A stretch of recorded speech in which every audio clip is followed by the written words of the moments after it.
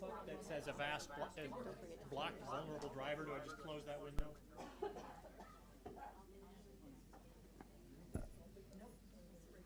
I think Joe has a Ms. question. I can't quite read your last name. Bertano. Bertano, thank you. I got that pop-up that says Avast blocked a vulnerable driver. Just close it. Good. Sadly, it's going to pop up again. Okay. So. Yeah, it should be muted. on. I don't. Close. Oh. It's this one picking up, yeah. Oh. So it's not a touch screen. Okay, ladies and gentlemen, I will go ahead. Let me start the recording. Start the video. Record. Should I record to the computer or to the cloud? To the computer. Okay. Recording in progress. Okay. Thank you, ladies and gentlemen, for your patience. It says City of Woodland is muted. Is that mine? And I should keep it muted so we don't get feedback? No, you should be. On the screen here, should be unmuted? Yes. Well, I think I am unmuted. Yep, you're good. Okay. Yes. And I keep getting a pop-up, so I may be closing things on my screen on occasion. There's a little delay in the video there. It's a little distracting. Thank you for your patience. We had some technical issues with our new computer system, but we'll go ahead and start the hearing of April 11th, 2023 for Site Plan Review 2303, Critical Areas Permit 23-1, SEPA 23-5, and Shoreline Substantial Development Permit 23-1, Lewis River Apartments. My name is Joe Turner. I'm the city's hearings examiner.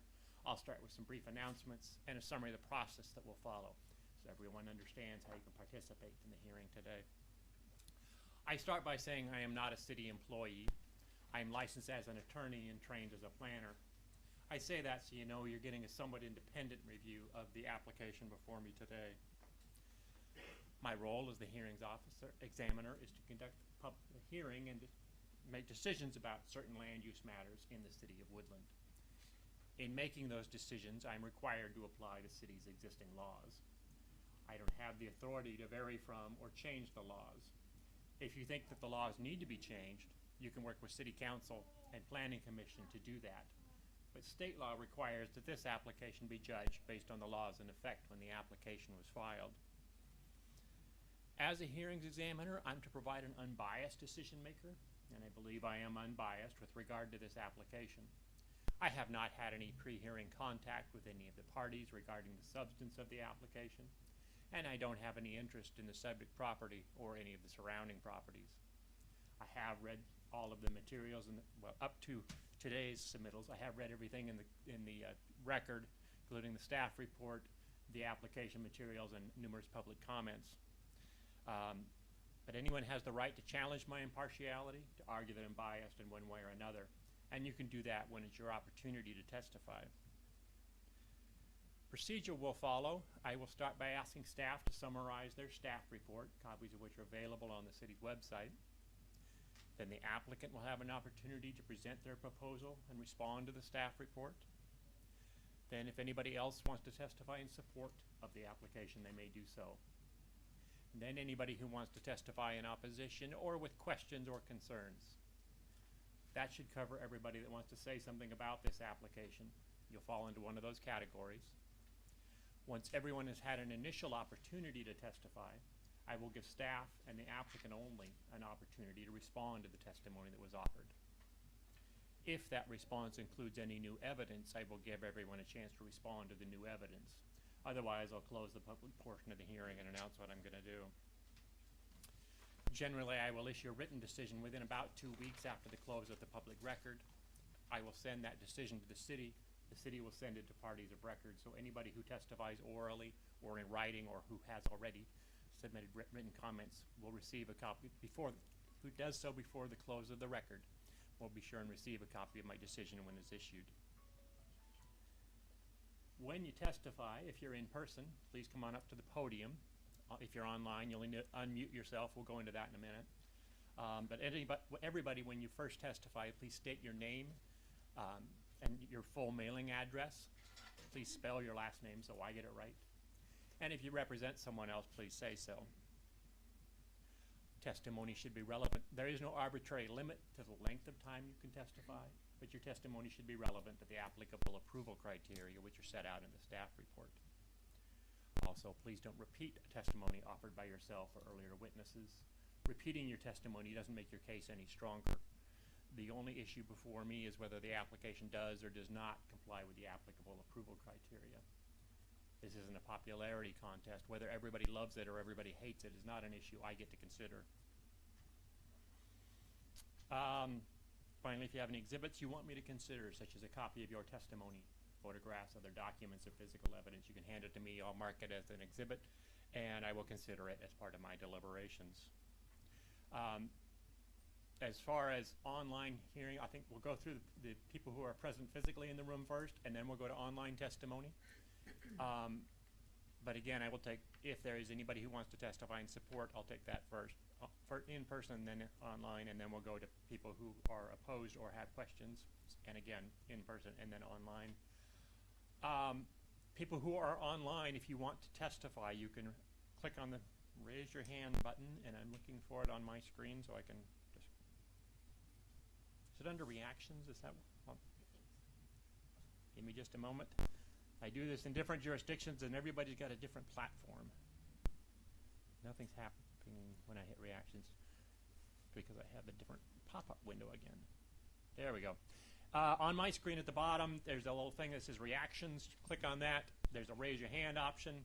Click on that. A little hand icon will appear next to your name. I'll call for testimony from those hand icons that appear. When I call your name, please unmute yourself. State your name and address, etc. Give us your testimony, and then go ahead and mute yourself when you're done testifying so we don't get feedback and background noise. Also, please click on the raise your hand button again so we know you've had the opportunity to testify. I believe that's all the technical issues I need to address. So with that, Mr. Lekazar?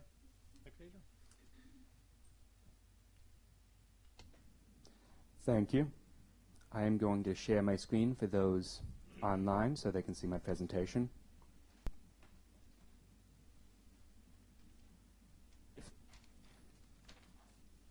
If that would be okay, I think you have to allow me to share my screen.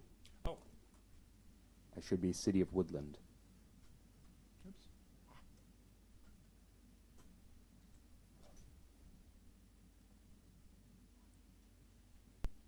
Any idea how to do that? It's the green button in the middle on the bottom. No, that's... if Oh, he you wants to that's share my his. share screen.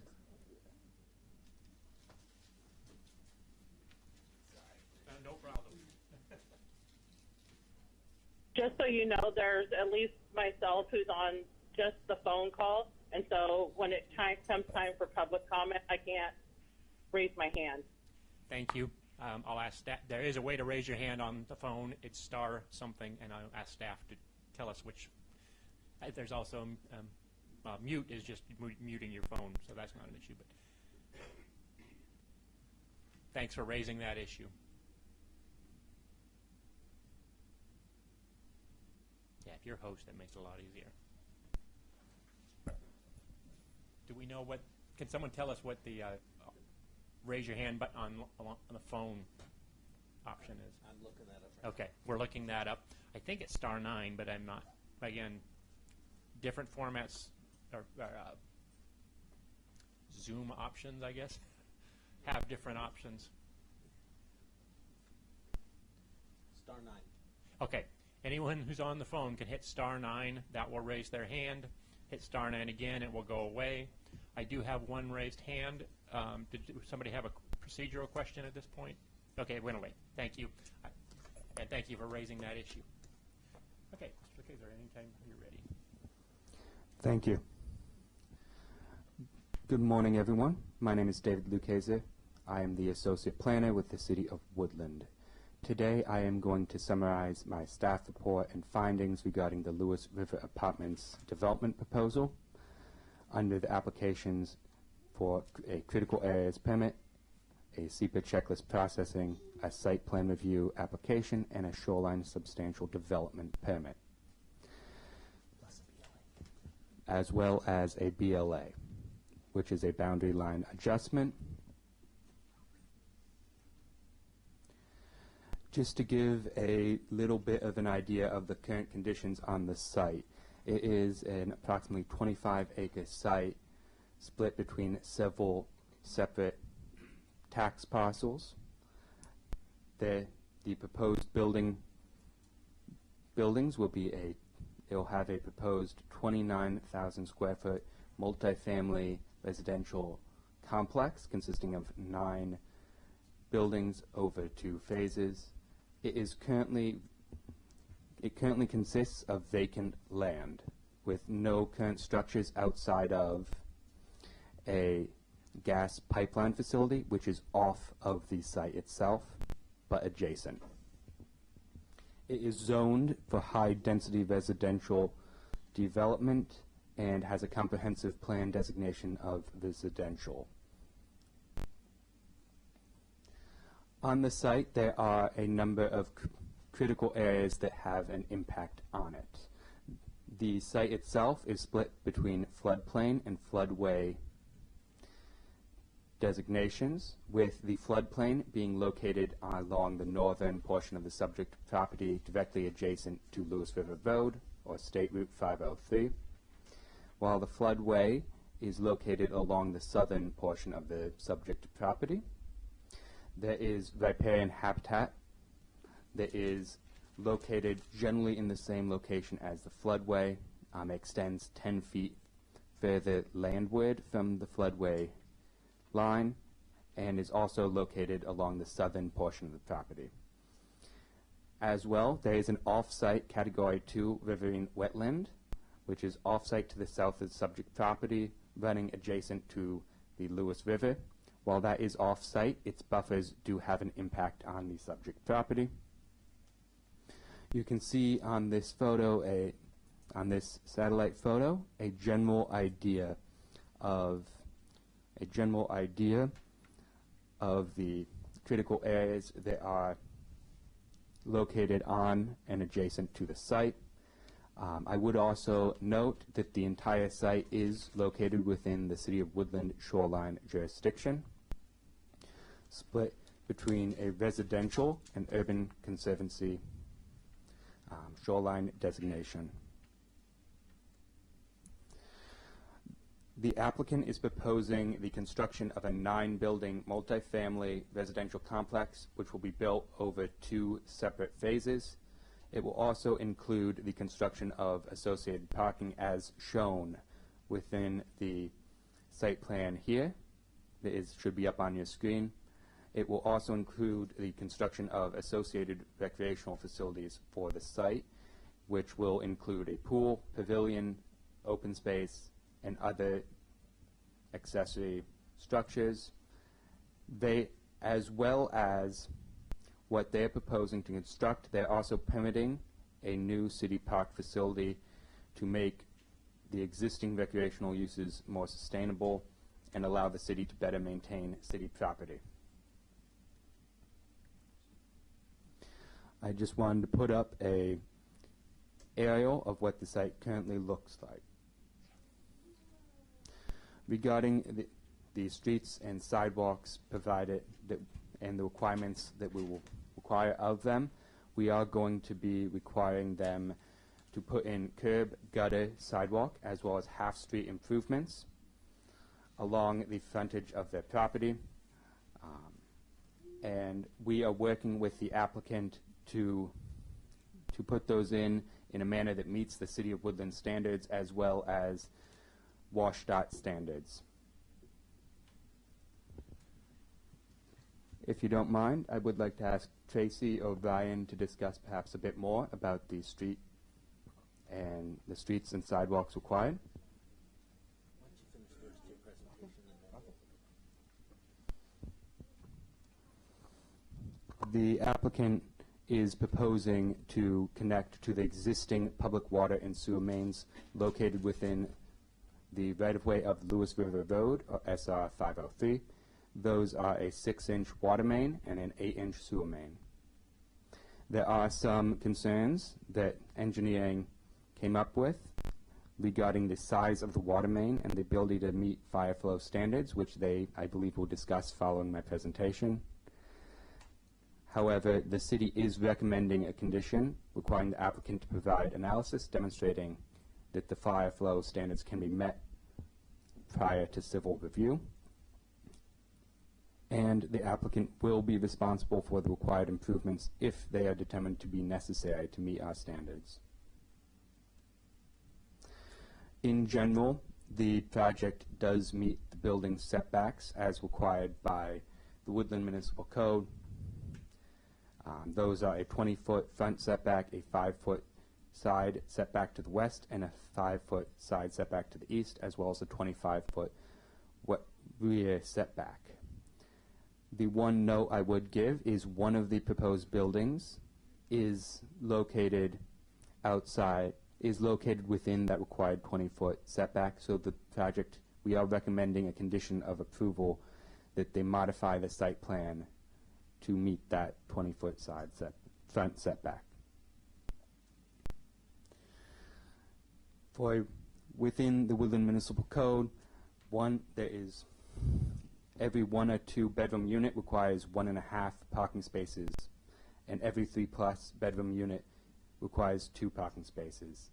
As shown in this chart, that would equal for this project a total of 405 total spaces that they are required to provide. They have proposed a site plan that provides 476 parking spaces meeting this standard. As noted within this presentation and within my staff report, the proposed development can meet the approval criteria for a site plan review permit as conditioned. It generally meets or can meet the requirements within the zoning district and comprehensive plan designation it is within. The second permit that the applicant is required to get is a Shoreline Substantial Development Permit, or SSDP. This permit is required for any significant development within our shoreline program. To be approved for a Shoreline Substantial Development Permit, the applicant must demonstrate that all use regulations of the program are appropriate to the shoreline designation, and the type of use or development proposed must be met. The bulk and dimensional regulations of the program that are appropriate to the shoreline designation must be met, and all policies of the program appropriate to the shoreline designation and proposed use must be met. As conditioned, the proposed development can comply with the Woodland Shoreline Master Program regarding the requirements for no net loss of ecological function, providing public access, stormwater treatment, and critical areas. As well as, furthermore, as conditioned, the proposed development can comply with all built and dimensional regulations of the Shoreline Master Program. Those include a maximum height of 35 feet, minimum river frontage of 60 feet, as well as meeting the riparian habitat buffer requirements. And it can also meet the policies outlined within the Shoreline Master Program for the shoreline designation and use as proposed. As outlined within my staff report released last week, the proposed development can meet the approval criteria for a Shoreline Substantial Development Permit as it is conditioned.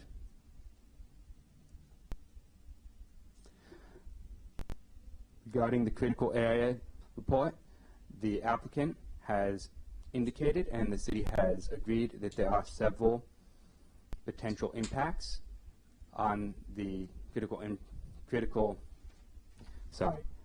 there are several impacts to the critical areas present on site that will require mitigation. That includes a proposed cut of approximately 150,000 cubic yards of fill to use to raise the base elevation of the buildable area, a potential loss of flood storage in the floodplain due to an increase in base flood elevation of the site that may occur, and the loss of riparian and general shoreline environment due to the same issues.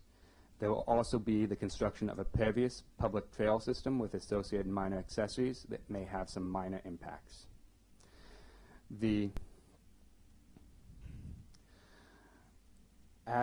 Regarding the loss of riparian vegetation on site, there will be a loss of herbaceous, shrub, as well as forested habitat. To mitigate against that, the applicant has proposed a mitigation plan that includes planting of native herbaceous shrub and forest cover on site in designated restoration areas in order to create a higher functioning and diverse habitat. They will also be equalizing the cut and fill in such a manner that it should not reduce the flood storage capacity of the site. The construction of a pervious path system will utilize, to the best of its ability, the existing areas, the existing paths and utility areas that have already been disturbed. They did propose the construction of a basketball court within the city park property. The permitting of a basketball court within the city park property. However, after further discussion with the Department of Ecology, the city has recognized that doing so would require further environmental permitting, and that will not be constructed with this project unless further permitting is approved in the future. They also are proposing the construction of a stormwater facility within the riparian habitat area, which the Washington State Department of Ecology also had some concerns with. However, the city's interpretation of the shoreline permit is that a stormwater facility within the riparian habitat area would be permittable under these permits. As noted and expressed within the staff report, the proposed development can meet the approval criteria for the critical area permit alongside the shoreline substantial development permit as conditioned within the staff report. We did receive several comments from agencies through the SEPA process. Staff received comments from the Department of Ecology regarding the stormwater treatment facility, the basketball court, as well as the location of the pathway within the buffer of the wetland that is just off-site to the south. And staff has recommended conditions of approval requiring the applicant to address these concerns. The Washington State Department of Ecology and Historic Preservation provided a comment that did recommend an archaeological study be completed prior to breaking ground. Staff has recommended a condition that an archaeological study be completed prior to breaking ground. The Washington State Department of Transportation provided comments regarding the proposed access off of State Route 503, the proposed design of the frontage improvements, and the proposed stormwater design for the right-of-way of State Route 503. Staff is recommending conditions of approval requiring the applicant to address these concerns as well. Staff received a total of 13 comments from the general public prior to the public hearing, 12 of which were considered within the staff report. Primary concerns with this development included concerns over traffic, concerns about loss of habitat for local wildlife, concerns about the character of Woodland as a city, general concerns regarding the impacts to schools, police, fire services, and garbage services, concerns regarding sightlines being blocked, and a perceived lack of parking.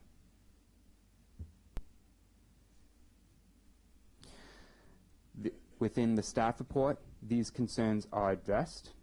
Some are addressed directly, others are addressed as a whole based on similar nature of the concerns. I will note that the applicant will be paying impact fees to mitigate against impacts to a variety of public services, including fire, schools, traffic, as well as other topics.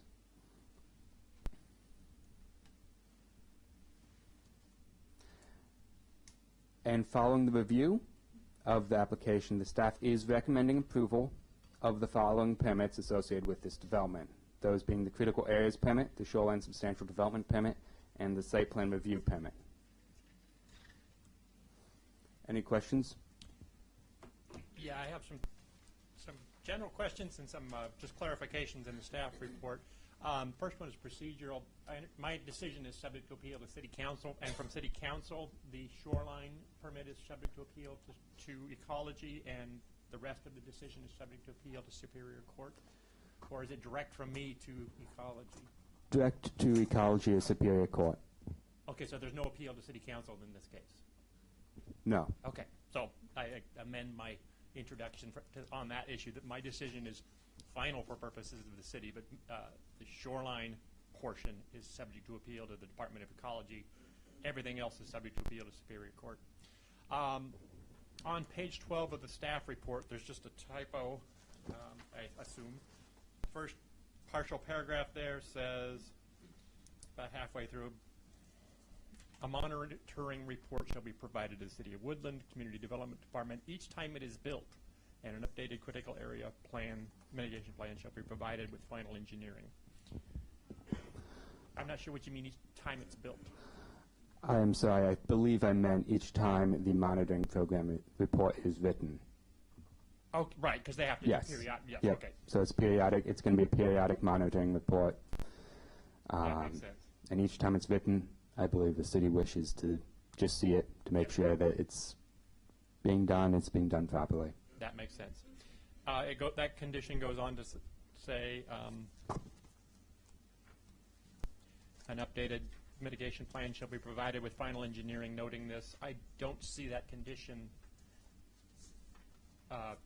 about reference to final engineering, and that should be condition 9C is where I saw the first part of that, I think. Yeah. 9C requires the monitoring reports, but it doesn't say anything about amending or noting it on the final engineering. I am sorry. That's Yes, the intent was that we want to see that noted by final engineering. That could be an updated critical areas report, or it could be an addendum to the critical areas report, whichever you feel is more. Mr. Examiner, yeah. my suggestion might be to make his... Mr. Goddard. Sorry. For the record. Travis Goddard, City of Woodland Community Development Director, for the record. My suggestion might be to add an additional sub-condition to number 4, which is the landscaping, and since it's related to the plantings, it might make sense, because number 4 specifically says a final landscaping plan shall be included with the final engineering process. So that would be the natural home where I think you might want to add that. Thank you. And just add for some letter, whatever the next letter is, an updated critical area report shall be provided with final engineering. Okay. Condition 9G limits the pedestrian path to the outer 25% of the wetland buffer. How will pedestrians reach the water? Isn't there also a requirement that there be physical access to the shoreline? The applicant can provide, I believe it's a 3-foot pervious pedestrian path to the shoreline from that point. Okay, I assume that was correct, but should we add that to the condition or modify the condition? Yes, I believe that would probably be a good idea to add that to the condition. Okay. And for those who are online, I'm just writing a note because there's going to be long pauses on occasion. 9G.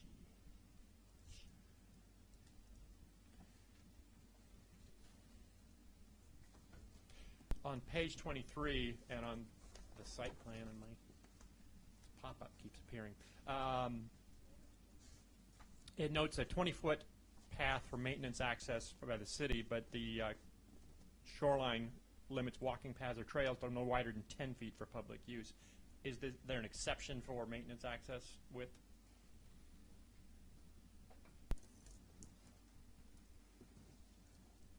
Sorry, what finding is this? Page 23, I'll find it real quick.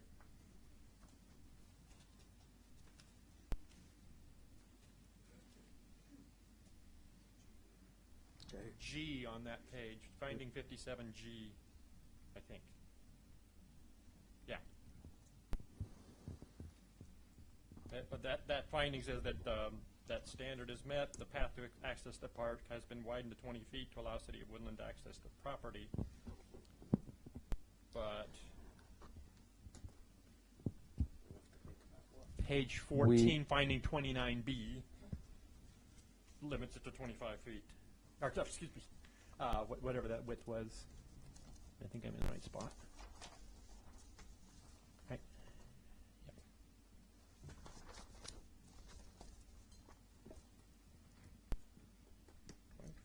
Oh, 29, I wonder.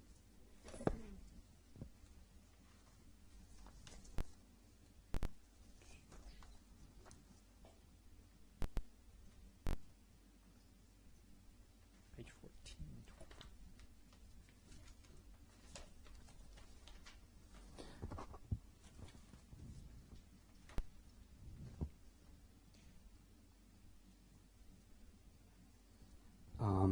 Yeah. 29A and 29B both refer to a 6-foot gravel path.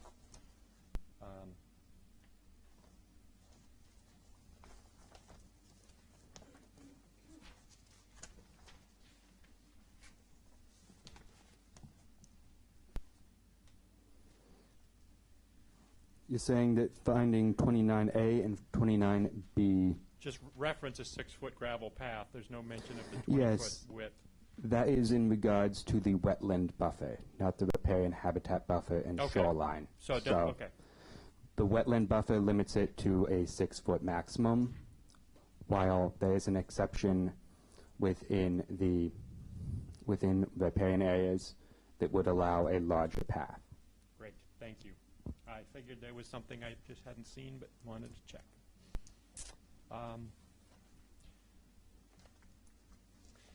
On page 24, in reference to Shoreline Management Plan 7.2.12.C.3, it says parking facilities are only allowed where necessary to, sorry, let me skip forward. Parking facilities shall be located on the landward side of the proposed development or use. Doesn't that require that they be north of the buildings? Or is the development how is that fall within the shoreline?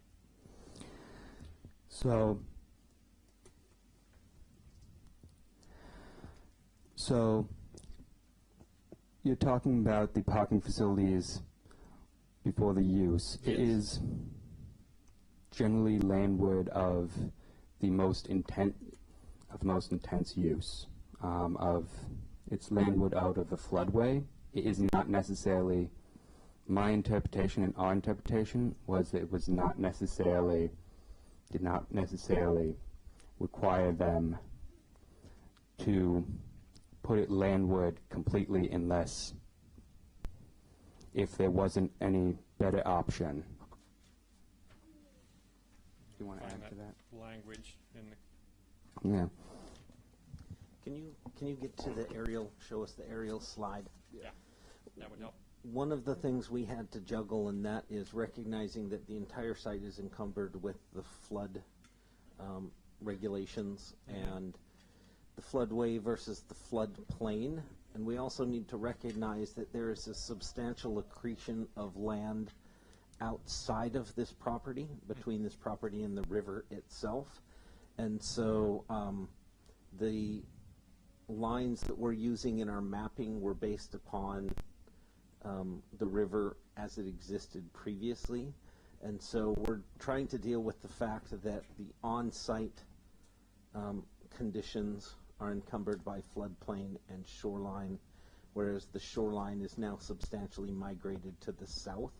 So under what normally would be the circumstances of a setbacks, really are set back from the actual river by, I don't know, potentially 100 feet. And that's not accounted for in our regulations. So Okay. weighing all those things, we kind of interpreted as best we could. My battery's running low. Can we plug this in since it's recording? And then Yes. we'll go back to that issue.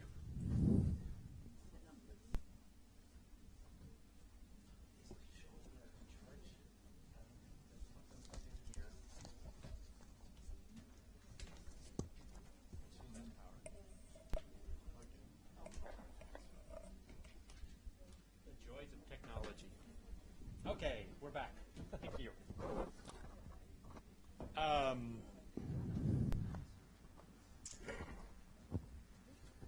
me get back to where I was. 7.2.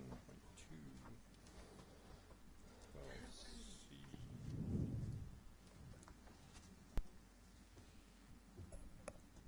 Just for, I'm going to summarize what I understand you just said so everyone understands. The accretion, the river has deposited silt or whatever and created more land, extending moving the river south.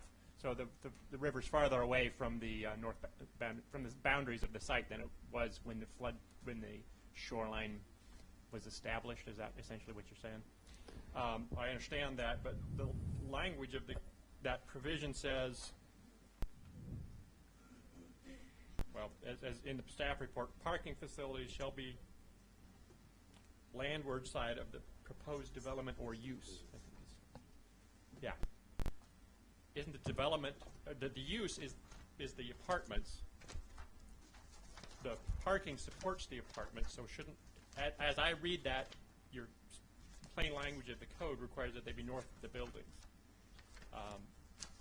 I understand the city's reasoning, but I'm not sure it's consistent with this plain language of the code. So just to give you the exact language of the code, the exact language of the code is that parking facilities are not a preferred use and shall be allowed only when necessary to support an authorized use. Parking facilities accessory to permitted use shall be set back as far as possible from the ordinary high water mark and outside shoreline jurisdiction where feasible, located outside of critical areas and associated buffers where feasible, and located on the landward side of the proposed development or use.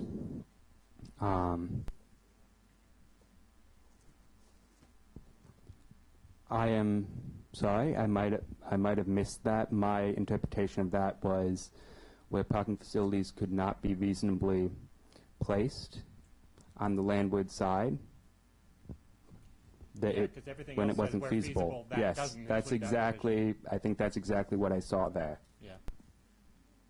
So, if you don't have to address that right now, but we'll see what the applicant says. But if the city wants to change its recommendation or add a condition to address that, I'd like to hear it at some point.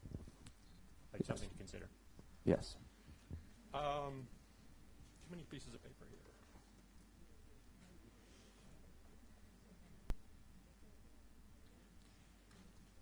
Findings 92 and 97 appear to conflict. Page 32 and page 31. And let me get there. And you as well. Ladies and gentlemen, can we please hold the conversation down? I need to make sure everyone can understand what we're saying. I know this is pretty detailed. We'll get into the broader issues in a minute, and I'm happy to take public testimony, but at this point I got to make sure everybody's on literally the same page and these potential conflicts are addressed. I lost my page. I'm 31. 31 and 32, I believe. Oh, that was it.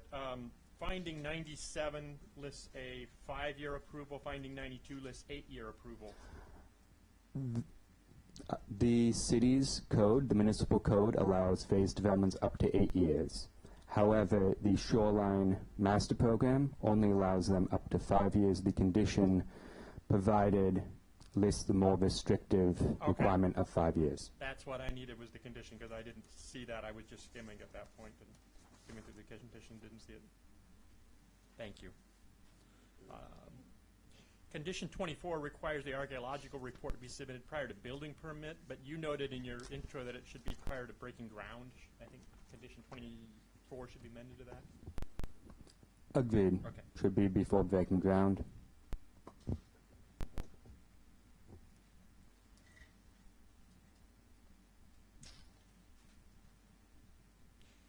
Condition 25 is regarding the access. I understand the applicant has submitted a potential revised site plan, which I've just glanced at.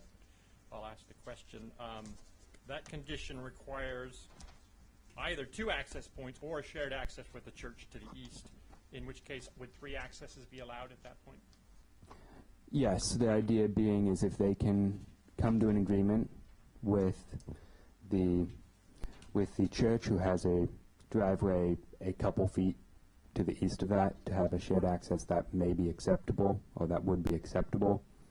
We just want to, and I believe Tracy Coleman, our Public Works Director, will want to talk a bit more about the access and those issues that we've worked through Okay. following this, but Just for the, I'll note the applicant's potential revised site plan, that access, if it was shared with the church, would align with Gun Club Road intersection. Would that then be a full access? It doesn't indicate turn lanes there, or turn arrows.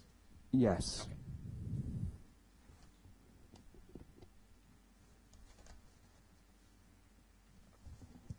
And to clarify, that would be part of the discussion at the final engineering design. And if the shared access doesn't happen, should that eastern access be retained for emergency access only? That's a fire issue. That is a fire issue. I believe Josh, who is the Deputy Fire Marshal, is here and may be able to speak a bit more to that. However, by the city, the city just does not want to see conflict between the Gun Club Road intersection and the access. No, that's very clear from Washington Van York, the city's comment. I just want to make sure that it is resolved. If that, because Phase 2 has its own access. There's no driveway connection, no vehicle connection between Phase 1 and Phase 2. So only Phase 2 would use that access. If that access doesn't happen, there's clearly got to be a connection through the site, in which case that would be a long dead end on the eastern portion. So maybe a fire access would be appropriate if that doesn't happen. So there is a condition that they do provide within the parking lot's cross connection. In the condition, Okay. it does note that can be blocked off by bullards or a gate, as agreed to by Clark Cowart's Fire Rescue. However, obviously, if there's no access to that parking lot, they would have to provide access, presumably through that cross connection. Yeah. Phase 2 includes portions of let's call it the western portion of the development. So that creates the southern parking lot, a dead end there. There's no circulation back to the north. Again, would a temporary turnaround be required and fire issue again? Yes, that would be a fire issue, but we are expecting that they are going to have to provide that cross connection and But a way to turn around. okay. Whether that is a turnaround, a further cross connection between the buildings, I believe is still up Okay. in the air. Yeah, if the cross connection occurs, it's not needed. But unless and until that, if Phase 1 doesn't include that cross connection or a connection up to the north, then it looks like a temporary turnaround would be needed. And I just wanted to make sure that if conditions necessary, we get it in there. Yep. They do have to get approval from Clark Cowart's Fire Rescue as well. So they can So address that. It will be fire- addressed. Thank you.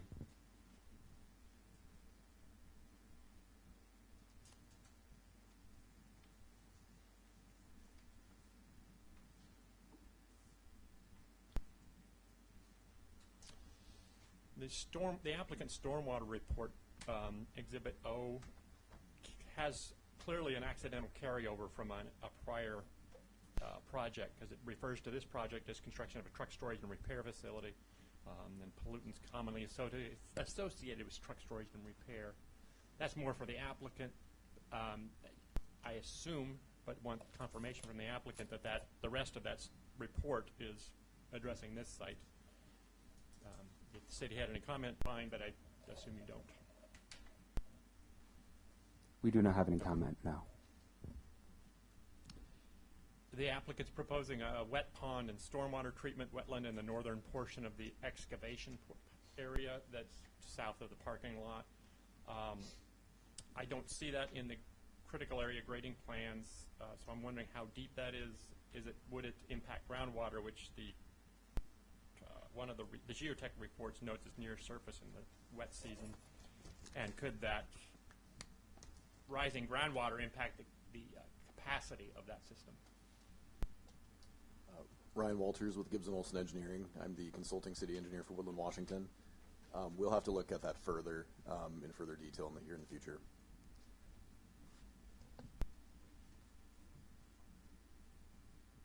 Is that something that can be done?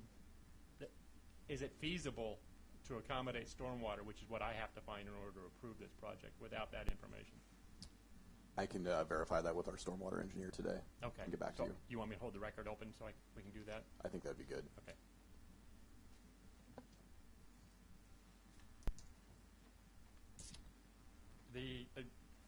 This darn pop-up, sorry. The critical area report notes, and you discussed that they're going to excavate from the southern portion of the site to elevate the northern portion of the site. It'll be essentially balanced cut and fill. But my question is, will all the fill... They've also proposed hummocks in that excavated area to create kind of upland islands in the wetland. Will that come... Is that going to ensure balanced cut and fill? Because that seemed to be topsoil coming down, replacing what you cut. But you're exchanging, so I hope that question is clear. It is clear. From my review, it appears it is balanced cut and fill. Okay. It did not appear that they were cutting from the highlands and taking to the lowlands, or vice. They're doing the opposite. There might be a little bit of movement in that area for the hummocks. Okay. It was my understanding they're taking topsoil from the development portion of the site and moving it down to create those hummocks. But if you take topsoil out, you have to add non-topsoil back in order to raise it up. So it appears it would be a balanced fill, but I wanted to check. Yep, that's my interpretation. If the city would not have a problem with a condition being placed on the project to ensure that that is not done. And that's my next question. Should there be a no net rise certification from an engineer? Yes, we would agree with that. Okay. I think that addresses it.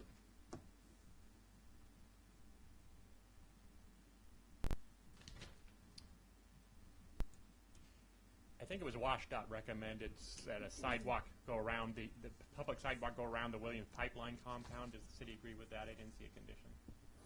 Yes, the city does agree with that.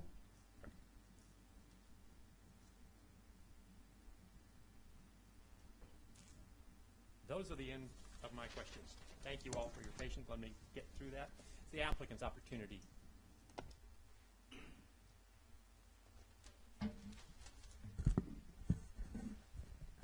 Good morning. Steve Marash with Landerholm, 805 Broadway, Vancouver, Washington 98663, and I'm here on behalf of the applicant. And it sounds like the record is going to be held open, but before I forget, we would also like the record to be held open. There are a few issues that came up during questions that obviously are going to need some additional information. The stormwater report has some typos. We'd like to fix those and submit a revised stormwater report without the typos and address any feasibility issues. Finding 60, the landward side, I've had brief discussions with our biologist. I mean, the impacts would be the same, whether there's parking, drive aisles, buildings, and sort of. I understand, but it's the language. The language of the code, which it does say that you can have them in the shoreline where it's necessary, and we think it's necessary, but that's another issue we'd like to go back and spend some time back in the office thinking about the language and address in written form, possibly with additional evidence from our biologist, definitely legal argument at the end. So I would want my 7 days at the end. And if there's another issue that I was discussing with our biologist with respect to condition 9G, we need the open record so we can have some conversations with staff on that. But the issue is there's an existing trail network on the property, and our biologist is suggesting that it would be less impactful to the wetlands if we utilize the existing trail network rather than trying to replant that and build a new trail network. And in some areas, the existing trails extend into this outer 25% buffer. And I think that's an issue we'd like to talk to staff about and see if we can land on the same page about how to handle that. But we are going to be requesting modification to that. Maybe the modification is as simple as except for where trails currently exist or something in the condition. But we would like to address that with staff and submit post-record evidence on that from our biologist. Overall, we're very supportive of the staff report, and in general, we're in agreement. There are a few issues where we may not completely agree, and I'll touch on those later. First, I wanted to talk about the DOE issue about a shoreline variance for the stormwater facilities. After looking at the city's shoreline management plan, I think that's an incorrect interpretation, and primarily because these are, they're accessory stormwater facilities to a primary use, so they're not, big institutional stormwater facilities or something, that's designed to serve a whole area. And they're low-impact development stormwater facilities is what we're talking about, and we have our biologist that can have questions about exactly what the facilities are. I think she could answer those better than I can. But Section 6.7b of the city's shoreline management plan says stormwater management structures including ponds, basins, and vaults shall be located outside of shoreline jurisdiction and fish and wild habitat buffers identified in Appendix B. So we're not talking about basins, ponds, or vaults or anything like that. We're talking about low impact development facilities, which is the next sentence of 6.7b. It goes on to say, low impact development facilities which do not substantially change the character of the shoreline, such as vegetation filter strips, grass-lined swales, and vegetated bioretention and infiltration facilities are encouraged in association with development allowed in shoreline jurisdiction. So to me that means if you have things that are like vaults or basins or ponds, those have to be outside of shoreline jurisdiction where possible. But if you have low impact development facilities, such as the kinds of things listed there that don't alter the character of the shoreline, then those would be allowed in shoreline jurisdiction and associated with development under Section 6.7b. We believe this is supported by a couple other provisions. First, the definition of utilities in the Shoreline Master Plan. Utilities are services and facilities that produce, convey, store, or process power, water, wastewater, stormwater. So stormwater is a utility, gas, communications, oil, and the like. And then it says on-site utility features serving a primary use, such as water, sewer, or a gas line to a residence, are accessory utilities and are considered part of the primary use. So under Table 7-1, our proposed use is a permitted use, permitted with a shoreline development permit, which we are obtaining here. But that same table says that utilities are also a permitted use in the shoreline. And there's an exception for in Note 5 that certain types of utilities require a shoreline conditional use. And those utilities that require a shoreline conditional use include gas or oil transmission lines greater than 6 inches in diameter, electrical transmission lines greater than 50 kV, and structural utility buildings such as pump stations, electrical substations, dams, or other facilities require shoreline conditional use. So there is the catch-all at the end of Note 5, other facilities, but under the common statutory principle of construction known as justum generis, when you have a list of certain things and a catch-all at the end, the catch-all is supposed to be things that are similar to the things that are in the list. And the things that are in the list are fairly significant. You know, buildings, pump stations, substations, dams, large gas or oil lines bigger than 6 inches, or 50 kV electrical lines. So those are all fairly significant utilities, and they're really dissimilar to the kind of low-impact development facilities that we're talking about here. And so we believe this type of low-impact facility would either be a permitted use as permitted as an accessory use to the primary permitted use, or permitted as a utility, but in either case permitted under Table 7-1 and actually encouraged under Section 6.7b. So for these reasons, we believe that the city was correct that we don't need a shoreline variance or a shoreline conditional use to put these low-impact development facilities in the shoreline. So we agree with the city on that issue, but we're providing additional legal argument in support of the conclusion. We agree with the city's response to the neighbors' comments that were submitted, and I don't really have anything additional to add because I think the city did such a good job responding to those comments. Most of the comments weren't directly related to any particular code issue, so there's not a lot legally to respond because they haven't identified a particular code that wasn't met, and I think the city generally responded to those. If there's questions relating to the neighbor comments, we'd be happy to answer them, and we'll try to rebut what we can here today after we hear from the neighbors. WashDOT raised comments, and the applicant has agreed to swap the main entrance with the right-in, right-out entrance as requested by WashDOT, and also to align the right-in, right-out with INSOL. And the applicant has actually submitted an additional plan that shows that.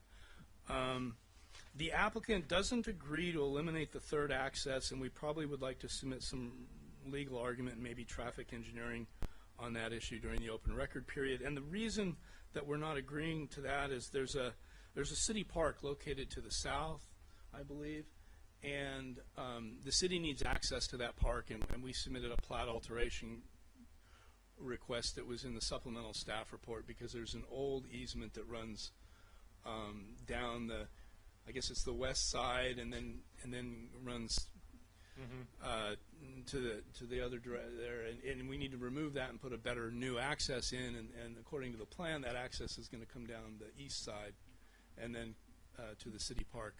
And that's that dotted line that's shown on that. Yeah, and so that's the third access, so that's why we're saying we need a third access.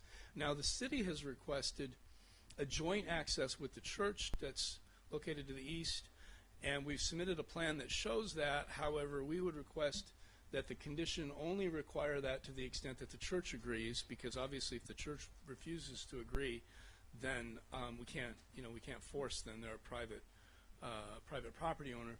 We prepared the exhibit which was submitted to the record that shows what that access would look like so that the church can take a concrete proposal to its board, and they're in the process of doing that, but we don't know what their answer will be, and so if they say no, we have no ability to force that. So we would request that the condition take that into consideration unless we get their approval during the open record period, which if we do, we will immediately submit a comment to the city letting them know about that approval. Does the staff have this, the revised plan that you can put up so the public can see that? It was not provided electronically. Well, I'm going to hold the record open so everybody can have a chance to look at it. Mr. Marash, can you quickly summarize the revised plan, the accesses? Where's the turn lanes is what I'm wondering, and how it looks like the access, western access that aligns with INSEL is still going to be restricted to right in, right out only, but I'm not sure. I'm going to have our engineer summarize that because fine. I just saw this morning, and I Okay. think he's a lot more familiar with the... Mr. Hearing-Xammer, do you want to wait until the end to address all your engineering questions? Yeah, that's fine. And just let He just brought up that issue, and I'm looking All at right, this, and I wanted to make sure. Yeah, no, that's fine. Okay. Thank you.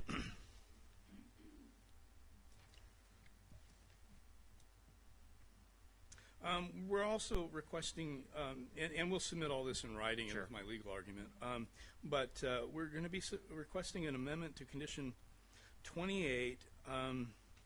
28 refers to requiring the applicant to match frontage improvements on nearby properties. And I'm not sure what that word match means. If it just means a smooth transition, then that's fine. I mean, we need to obviously provide a smooth transition.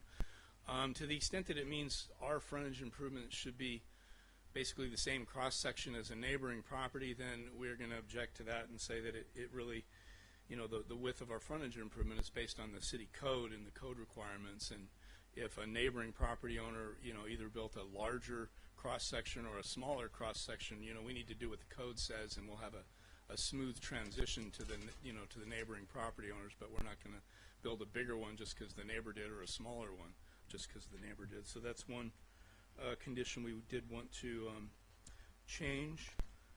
And I believe that brings me to kind of the big issue. Before I get to the big issue, I'm going to skip to the end of my notes, and there's a typo, we believe, on condition 4A.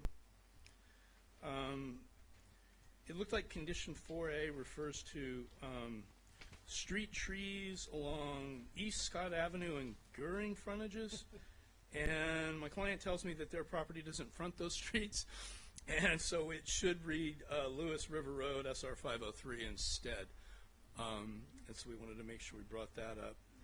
And 5B refers to meeting the backflow and cross-connection requirements, and our engineer says there are no cross-connections, so we'd ask that cross-connection requirements be deleted. We'll meet the backflow requirements in 5B of section 13.28 of the city code.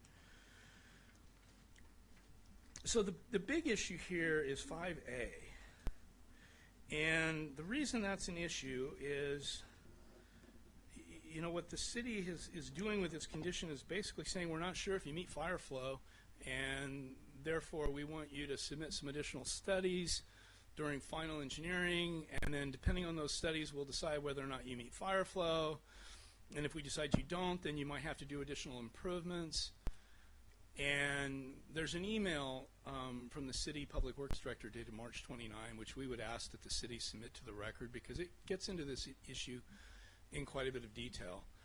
And essentially, the city is asking the applicant to justify why the applicant shouldn't be required to construct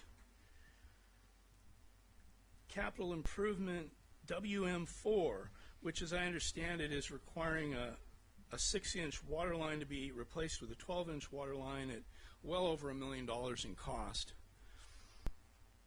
And our position is this isn't something that can be decided in final engineering. This is something that has to be decided at the land use review, the public hearing, where we get to go to an examiner, and if we don't like the decision, we can appeal it to college or court or someplace.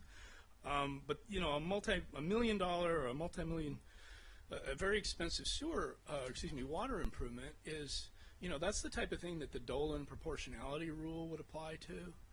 And so we need to be able to make arguments about Dolan, and it's the city's, you know, the city has the burden to justify the findings under Dolan. And you know, we don't see how that can happen at final engineering, and we don't believe that it would be at all proportional if it were imposed as a condition at this point.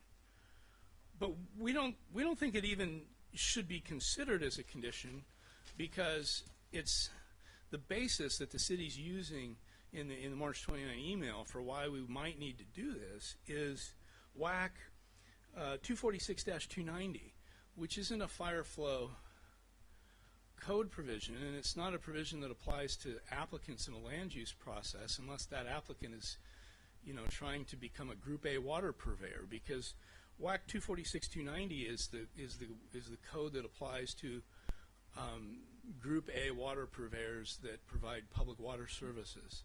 So we don't believe that code is even applicable, and our engineers submitted something this morning that dealt with this issue. I mean, there's fire codes, and we believe that we've met the fire codes.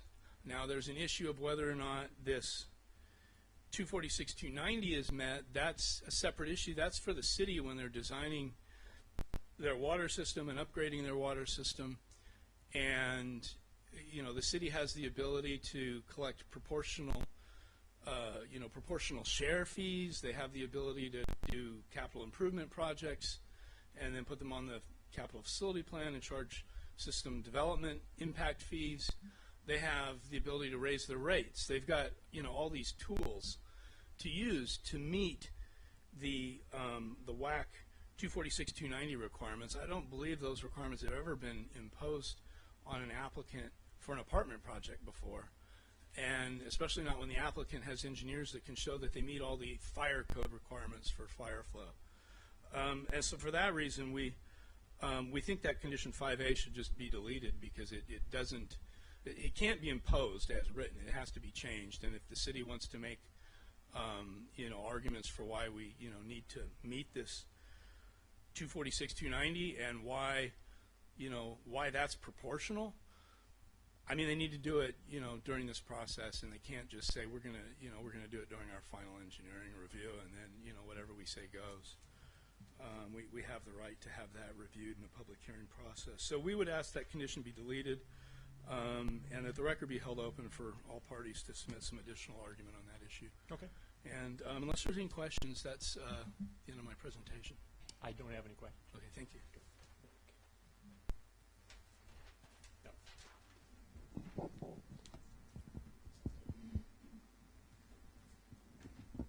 I'm going to try to do the best I can here. There was a lot to go over, a lot of balls in the air. So, Travis Johnson, PLS Engineering. Do you need an address? I don't think the city does, because I think you're all over the application as well. Okay. I'm going to try to go through the best I can through my notes and discuss and reply to the questions that you had. In regards to the stormwater report, that was a typo. All the calculations were done for this site. We can update that cover sheet during the open record period. I think Mr. Herring-Zamber, you had a question about groundwater in the wetland treatment facility. You mentioned the report, the geotech report said there could be shallow groundwater. Mm-hmm. The report did give testing. It showed that the borings show groundwater 14, 15 feet, and the additional test pits were somewhere between 9 and 10 feet, and there was no groundwater encountered at during the testing. But doesn't it say that during the wet season it can come up and It can come up. surface, and that's when it's going to be an issue? I can check to see when the report was done, and we can do additional testing right now if required. Well, we've got Groundwater nothing should now. be at its highest at this point. Okay. We do accept the balance cut fill for the shoreline, and if you would like to add a condition for no net rise certification from an engineer, we'd be more than happy to comply. Travis, sorry to interrupt you. Just to verify that, no net rise is for the floodplain, not for the shoreline. That's correct. Yeah. So we still have to meet, I guess, no net fill, balanced fill cut within the shoreline. So we'll have to look at taking additional structural out of the everything in the floodway and adding it to the outside of the floodway. But that cut fill isn't exact, meaning that if you take out of the floodway and you put it within the floodplain, we can add additional fill in the floodplain over and above the floodplain elevation, and it doesn't count against you in Sure. the fill section. Yeah. So we're just looking at everything. Once you get up to the flood, That's correct. We're just height, looking at everything you're good. under the floodplain. I think the last comment, and I'm not sure what condition it was. There's a lot of conditions.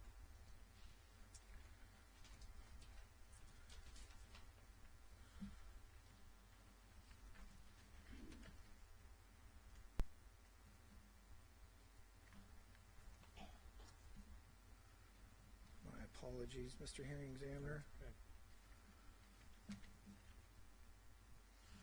my last comment was about the sidewalk around the pipeline compound. I don't. The applicant has no problem that's installing what I figured. sidewalk around I'm the just trying to Williams Pipeline Help you find what I property. may have raised, but Oh, going over the roadway connection, I should do that first. So there, Oh, road, yeah, The frontage improvements and our Yes. driveway connections on the 503. So we had the first entrance to the project was centrally located on phase one. Mhm. It was full access, right in and a left turn. Per the WSDOT comments, they wanted us to move that full access over to Inzel Road.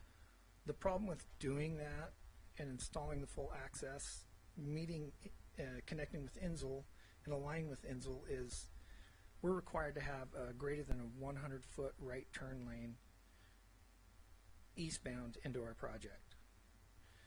If we move the full access intersection to align with Inzel Road, that turn lane extends past the east side of our property. There's not a sufficient right-of-way there, and and if memory serves, I did look at it. I think it ended up encumbering 3 properties west of the development. So it made the full access on Inzel infeasible and practical for us to build. So what we did was we moved the right in, right out to line with Inzel. We moved the full access close to the Williams pipeline to alleviate any issues with Inzel Road.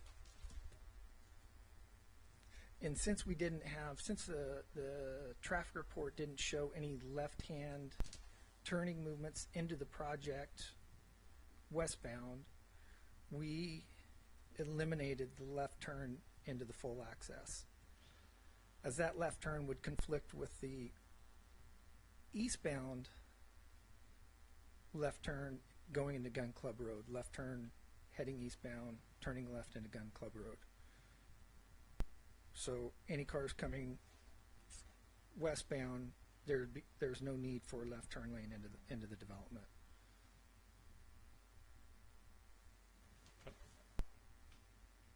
Eastbound into the development? Westbound. Okay. Yeah.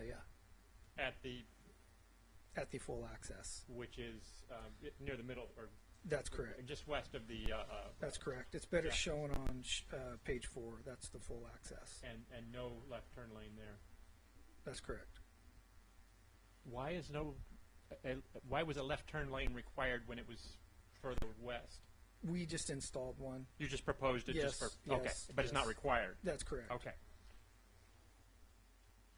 Got it, thank you. And then we're still working with the church. The church needed an exhibit to present to the board, and this is what this exhibit's for. So we're still working with them to join accesses.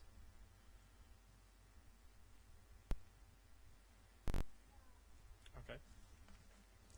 Then last, there was some back and forth with the city in regards to what are the requirements going to be for off-site improvements for water. Early on, we were told that we needed to meet fire flow, and that's documented in my letter. Fire flow for multifamily is 1,500 GPM at a residual of 20 PSI. Early on, we were provided with hydrant tests along the frontage of the site. All the hydrants, based on our calculations, met the 1,500 GPM at 20 PSI. And as documented in the letter, every single one was, if not double the requirement, 3 times the requirement. Now, that requirement changed after we showed that we could meet fire flow. And I think that they said, I gotta remember, and I apologize. They said that we would need to meet fire flow, and we would need to meet the 10 feet per second within the water line. Department of Health water system manual, water plan manual requires 6.2.4 requires fire suppression, which we do have to meet, which is the fire flow requirements that are within the code. There's also minimum distribution system pressure, which are 2 different things. Minimum system distribution pressure says that during peak hour demand, you have to meet a minimum of 30 PSI in the system. And that is Group A water system requirement with Department of Health. Now, there is, under 6.2.5, it also says during fire flow, you got to meet a residual pressure of 20 psi, or a minimum pressure of 20 psi in the system. Now, outside of that, it discussed 6.2.6 maximum velocities. And maximum velocities are only required during peak hour demand, is what the manual says, not during fire flow. The city requested that we show that we meet 10 feet per second in the line during fire flow, not peak hour demand. So And that maximum velocity is the 10 feet per second. that's correct. Okay. And I think that maximum velocity, that 10 feet per second is for water lines. It's not during fire flow. And that requirement is a requirement that the city has to comply with. And it's not that during fire flow, if it does surpass that 10 feet per second, the water line's going to fail. That 10 feet per second is based on, it's based on that if it continually happens, the pipe will corrode and will ultimately end up in failure. It doesn't happen instantaneously with a 3-hour fighting fire flow requirement. So Okay, we're kind of getting into some real details Yeah, here. I think better yeah. to address those in writing. I But can I follow up understand in the writing. issue. Yes, I can follow up in writing with the letter, and that's the end of my testimony. Unless you have any other questions. Thanks, Mr. Johnson. I don't have it. Thank you. Anything else from applicant? No, I think Okay. that's it. We'll be available to answer questions and give rebuttal. Okay, thank you. Is there anybody else in the room who'd like to testify in support of this applicant? Oh, Mr. Goddard. I'm sorry, just to clarify, the Josh Taylor from Clark County Fire Rescue is in the room, and he is needing Oh, to yeah, if he leave. wants to testify, that great. Go ahead. Go for it. So if you have any questions for him? I don't have any questions other than what I've already thrown out. It's my understanding that fire district has the authority to address my concerns that I've raised with whether, and if that's true, if you can say that on the record, I think that we can move on from that issue. Yes, Mr. Hearing Examiner, Josh Taylor, Deputy Fire Marshal with Clark Cowlitz Fire Rescue. That is true. There has been a couple items identified with this new plan that I just want to make aware to the applicant, if now is the correct time to do that. Sure. In the fire code, it is noticed, and I believe, and it's a question to the applicant, that these are 3-story buildings. Is that correct? Great. So for aerial access for each one of these buildings, you will be required a 26-foot wide aisle, and what you're showing around the building itself is a 24-foot wide aisle. So that would need to be increased to 26 foot. So we have aerial access to these buildings where you have the peak of that building greater than 30 feet, which I assume that these will be that, so that aerial access would be required. I'm looking at a plan that I just got to see this morning, so I just want to make that aware to the team themselves. And that's something you can just, I don't need to put a condition to that effect. It's something. No, you that can- will be on review itself. Yeah, and that will be something we will work out. As far as fire flow, the district would like to just, we will always defer to the city, Public Works, and the city engineer as far as what the requirements or the capacity that the city is able to deliver. The fire flow is required for that area and for the buildings themselves as deemed in Chapter 5 of the Fire Code and Appendix B, C, and D in the Fire Code as adopted by the City of Woodland. Thank you, sir. Yes, sir. The other one that I believe that got addressed, but we did see there was a conversation about the third access for buildings J and buildings K. It is my understanding that there is and will be a connection point. I believe the applicant wishes that to be a gated connection point due to security issues that they foresee. We would like to see it a connection, but we would be willing to agree upon an access point that is gated. Okay.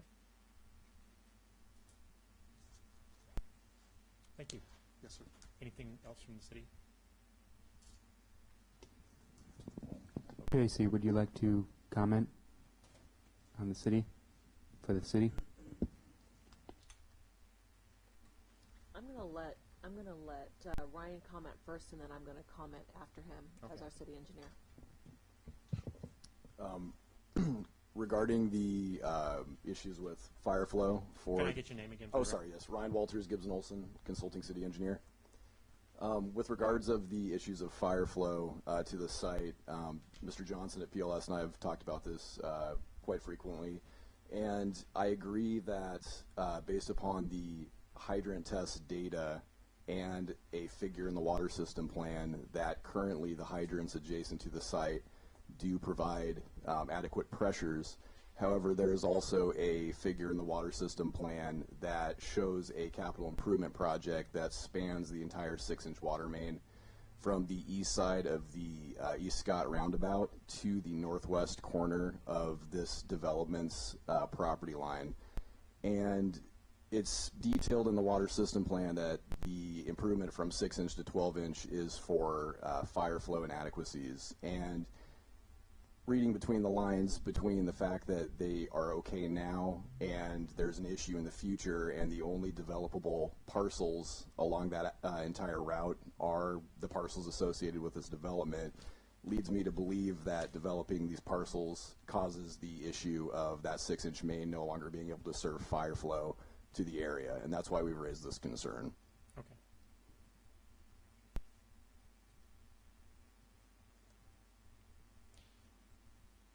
Once more, is there anybody else in the room who'd like to testify in support? Didn't think so. Is there anybody online who'd like to testify in support? If so, please raise your hand. Oh, did we skip another city? Yes, I believe Tracy okay to Coleman Sorry. It's okay to skip me every once in a while. would Okay. would like Tracy- to speak on the behalf of the city. Okay. Tracy Coleman, Public Works Director. C-O-A-L-M-A. C-O-A-L. Coleman as in lanterns and stoves with none of the financial benefit. Ah, got it. Took me a second. Okay, so I do have a raised concern in regards to the water line. And you're the Public Works Director? Yes, sir. Thank you. Okay. And so I concur with what Ryan is saying. I do not believe that the 6-inch water line is adequate. We did ask the applicant for a hydraulic analysis to prove that. It is their responsibility to prove that the water line is adequate for that development. We do not raise rates. They mentioned the comment of raising rates. We have the ability to raise utility rates for improvement of our lines and capital improvements. And while that is true, we do not raise the rates for the development that comes into town. We ask the developer to adhere to what is required, what they're causing for that development. And then the other thing is that it is absolutely the requirement of the city to comply, and we do comply at this time, but with the development coming in, we do not believe that that water line has the adequate ability to be able to handle that fire flow. And we don't actually use the hydrant testing per se for that. That's why we're asking for the hydraulic analysis, because we do not believe it is at the benefit of our taxpayers to pay that. For our utility rates, we believe that it is the developer's responsibility to pay that. Is that the only thing I need to comment on right now, or is it for the whole entire application? No, I think we'll come back to staff at Thank the you. end to respond. That's all I have for the Okay, water at thank this you. time. There's nobody here who wants to testify. Is there anybody online who'd like to testify in support of the application? And can the city close your shared screen, because I can't see anybody. I'm not seeing any raised hands. I didn't think so. So who wants to go first to testify in opposition or with questions or concerns? Yes, jump on up. On the microphone here, please. Yeah. All I could see was your blue back there. My name is Monica Rehm, R-E-H-M. I live at 327 Hillshire Drive. I did not hear a lot addressed by Hillshire Drive area. We come out onto SR 503 Lewis River Road. And are you west, or that road intersects Lewis River west or east of the site? I know I saw it, but I can't remember. We are west. Thank you. Yes. It's Hillshire and then Insel and then I always call it Battleground. Gun Club Road. So we are all going to be affected by this area. My husband and I moved here 9 years ago. He was transferred to Portland Airport. We are not city dwellers at all. We came out to Woodland before we purchased a home to the Tulip Festival, and we really love the small town community here. So we purchased our home here, and over the 9 years we have seen the traffic get worse and worse and worse. Coming to city council meetings, they propose all these new developments, and we know that it can't stay a small town forever, but to build all these developments without addressing the traffic issues, to me, is ridiculous. We come out onto Lewis River Road in the morning during rush hour. Sometimes it's taken us a half of an hour to be able to turn out of our subdivision. And it's ridiculous. Now, this is also the only exit we have in case of emergencies to exit our town. Last night, anyone that was out and about can verify in cases of emergency, which we had the landslide that closed I-5, diverted all the traffic into our little town to get from Safeway, which isn't very far, to Hillshire, took an hour and a half last night. Not acceptable. We have no recourses whatsoever. And the I-5 is a state-run highway, so the state patrol should have came down in town and regulated this traffic, but they didn't. It became a parking lot. Was there a landslide last? Yesterday they okay. closed I all. hadn't heard Yes, about. Thank you. and it closed all of I-5, all 3 lanes. So everything was diverted into our town. Now we also are in an area that has wildfires. We have 3 dams upriver. We have a lot of issues, and our only exit is SR 503. We will all die if this becomes a problem because we cannot exit and Ladies get and out. gentlemen, I can't take comments. Or please hold your applause, etc. We cannot get out. A few years back, we had on standby to evacuate for a fire emergency. If this would have occurred, a lot of us wouldn't have made it out. You cannot keep adding more and more traffic. I understand those concerns, and I will consider them, but these are broader, largely broader concerns Okay, that go beyond the scope of what 459 parking I understand. spaces. But the issue is whether it meets the standards adopted by the city council.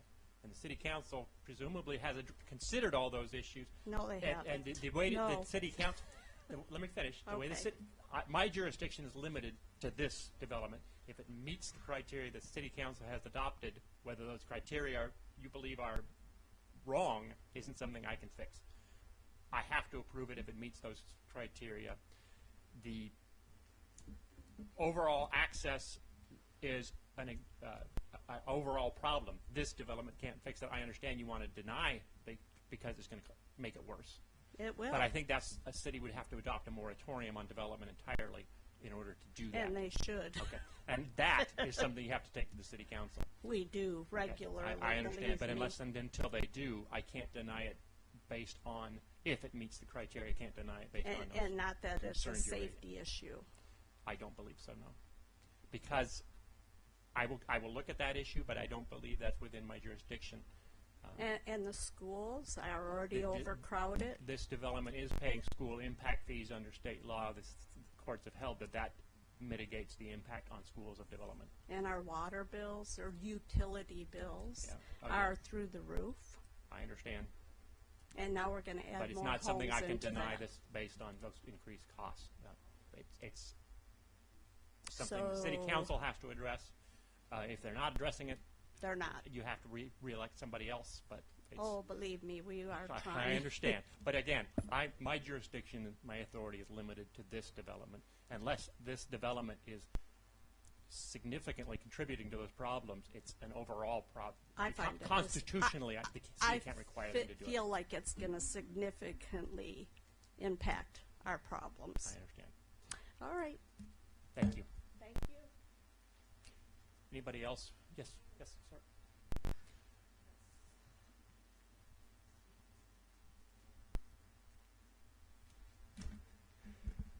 My name is John Kenwisher, Kenwisher. I live at 221 Misty Drive, which is probably 100 yards east of this project. How do you spell that road? The name of your road? Misty, Misty. M-I-S-T-Y. Thank you. I It's thought in you the said it's in the River Mist neighborhood. Yeah, I know where that is. I thought you said Vesti or Visti. Okay. I have getting to the water issue. I don't know if anybody's aware of this, but a couple of years ago, Clark County came to Woodland to ask for water supply for Clark County, for the people that have arsenic in their wells over there on the other side of the river. They tunneled underneath the river, came through our common area from our HOA, and tapped into the water line. We told them they have to guarantee that they're going to keep our water pressure up. Now, they said they're going to pump during the night, which I guess that's what they're doing. Whether I'm imagining it or not, when you go to the bathroom at night and you flush the toilet, you know what? There isn't the water pressure there that there is during the day. Okay, that's not an issue that's related No, to this I know. development. I know. Okay, but so it's not something but I it can goes consider. back to the 12-inch water line. Right. I'm just up the road from all these people. What's going to happen when all the water pressure goes south? Okay. Okay, that's one of the problems.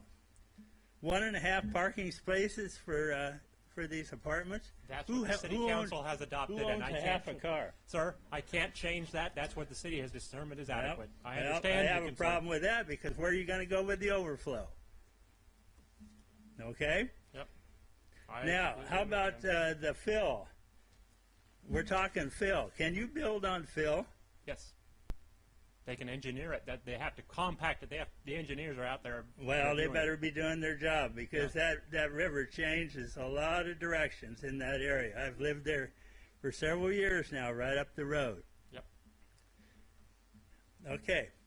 The last thing I want to talk about, and we've went over this with the city council, and they've applied for grants, and they've applied with the state.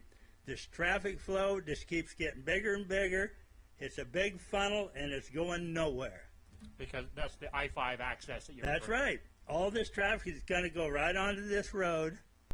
They're not talking about making the road any wider. And for the left turn lane, I don't know if you've ever come down that road from up at the dams during the summer. Lewis River Road is the one we're talking about now, right? You are not going to be able to turn left unless you have a left turn lane. You're going to bottle up the whole road. You have to have a left turn lane. Into this site. Right. Okay. Because the traffic is horrendous in the summer. It's already wall to wall. That's all I have. Thank you. Just like a quick clarification to make sure I understand what you're talking about with that last issue. That you said in the summer, I assume it's recreational traffic coming Yes, down. it's Okay. wall to wall. Yeah, that's what I thought. Wanted to make sure I had it right. All these people coming down the road, and if you can't turn left and you bottle the road up, there's going to be all kinds of accidents on I this understand. road. Just wanted to make sure I understood what you Okay. had said. Thank you, sir. Is anybody else? Yes, ma'am. Thank you. Thank you for... Donna Butler, 315 Hollyberry here in Woodland. I just had a question regarding will there be 10% parking spaces allocated for electrical vehicles? There's some standard that I think I'll ask staff I just to didn't clarify that. I I'm happened pretty to- sure, but I think I have 5 hearings this week, and electric vehicles are issues in Yeah. different jurisdictions, so I'm not sure if I'm remembering the right one. Okay, then my other question is regarding the westbound left turn lane that On Lewis River? yes, on Yeah. Lewis River, that the applicant said was not required for the project. And I'm just wondering why it's not required, because this is a multi-family project, and there are 2 schools to the east of the project. I can answer that question pretty simply. Okay, great. What the applicant's is arguing is there's standards for when left turn lanes are required. It's a national standard. I can't remember the acronym.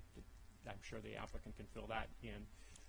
But it says if they're measuring traffic volumes, directions, conflicts, etc., and if it meets those warrants, is what it's called. If it's warranted, then the city can require that they put it in.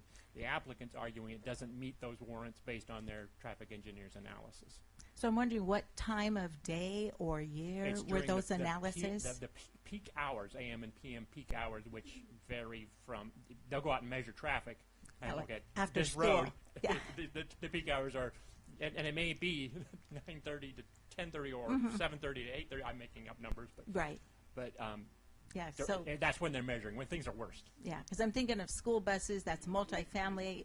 Where are these kids going to be let off? Are they going to have to cross 503, or are they going to be? Is they going to So make them? you're asking about where the school bus stop will be. Yeah, where it would be or would the school bus go into the complex, make a I think left that's turn, something and for go the in? school Yeah. district to address. Okay.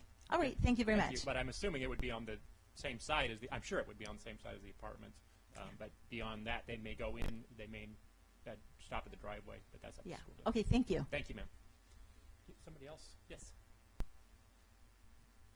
I knew I'd seen your hand before, but can't quite see over the top of the crowd. Good morning. I'm Bernice Huascas. I am a common citizen here in Woodland. Can you spell your last name? Waskas. And your first name was what? I just didn't catch that one. Bernice. Bernice, thank you. And I'm just a common citizen. I'm not a builder. I don't know none of these requirements, but I see the size of the city, I see the size of the roads, and I see how the impact is going to be with us. I mean, it is bad that it is right now. Yesterday was a good example, and at this point, it looks like whatever we say, it will go in deaf ears. And we are concerned about our children. Yesterday, I was in Vancouver. It took me 4 hours to go back home. My children were also trapped in a bus. Thank the Lord that none of them has an emergency, because they will be there, risking their safety. Now we have builders suggesting that we should to get the impact of the fees, the impact fees, that they don't want to do it. So, I mean, do they want us to have a third job or something else to get those fees, or how? I mean, there is so much that the city can ask citizens to get out of our pockets. True. So seriously, at this point, I'm frustrated. There is no way that we can express how we feel in living here. I don't know if all of you live over here, or where do you live, that is not, you cannot see what is going on. It just has to go out when the kids are out of school to see actually the impact of the traffic already. So, with all due respect, I just have one question. Do all of you lost your common sense? Thank you. Thank you. I will note that the Constitution requires that the city demonstrate that anything that they exact, is what the term is, that they require the applicant to pay for or to build, there must be a nexus, there must be a connection, which traffic, they're generating traffic, there's a connection. And it must be roughly proportional to the impact of the development. So if they're putting, I'm making up numbers, 200 cars, I'm just coming out of the air, 200 cars onto this road, and there are 20,000 now, you can't make them build a new exit. If they're doubling, quadrupling the traffic, the cost of what the city can require depends on how much impact it has, in a nutshell. Let me finish my thought real quick. Larger projects, the access to I-5, et cetera, this applicant can't be made to fix it, but the city can address it through if if additional development in this city is going to make that intersection shut down, so to speak, the city has to adopt a moratorium on all development. I can't deny this one because it wouldn't be constitutional unless the city, because other development gets to proceed, why not this one? So I understand the neighbors' concerns, and I'm going to consider all those concerns, and I'm going to review this traffic analysis, et cetera, and the city's codes. But that's the framework in which we have to operate. Yeah. Can I get you on the mic, please? Just people on the line can't hear you, and we need to make sure you're part of our recording. And can I get your name again, please? Monica Ream. So I do come to a lot of city council meetings in regard to the traffic and everything. So with these developments coming in, as you just stated, what we've been told by city council, the developers, as far as having to pay for infrastructure as far as roadway, that they would only be required to pay 50%. The other 50% falls on to us. So by adding all this, you're adding more money on to us, and we're already being... And that's a policy choice by the city council. Yes, it is, and I'll tell you, they're starting to price us right out of this community at this point. I sympathize, but it's not something I can address. No, I understand that, but I just, while you were addressing that issue, I want to make clear that's what we've been told by city council. I understand. Thank you. Is anybody else in the... Yes. See a hand? Thank you. Yes, sir.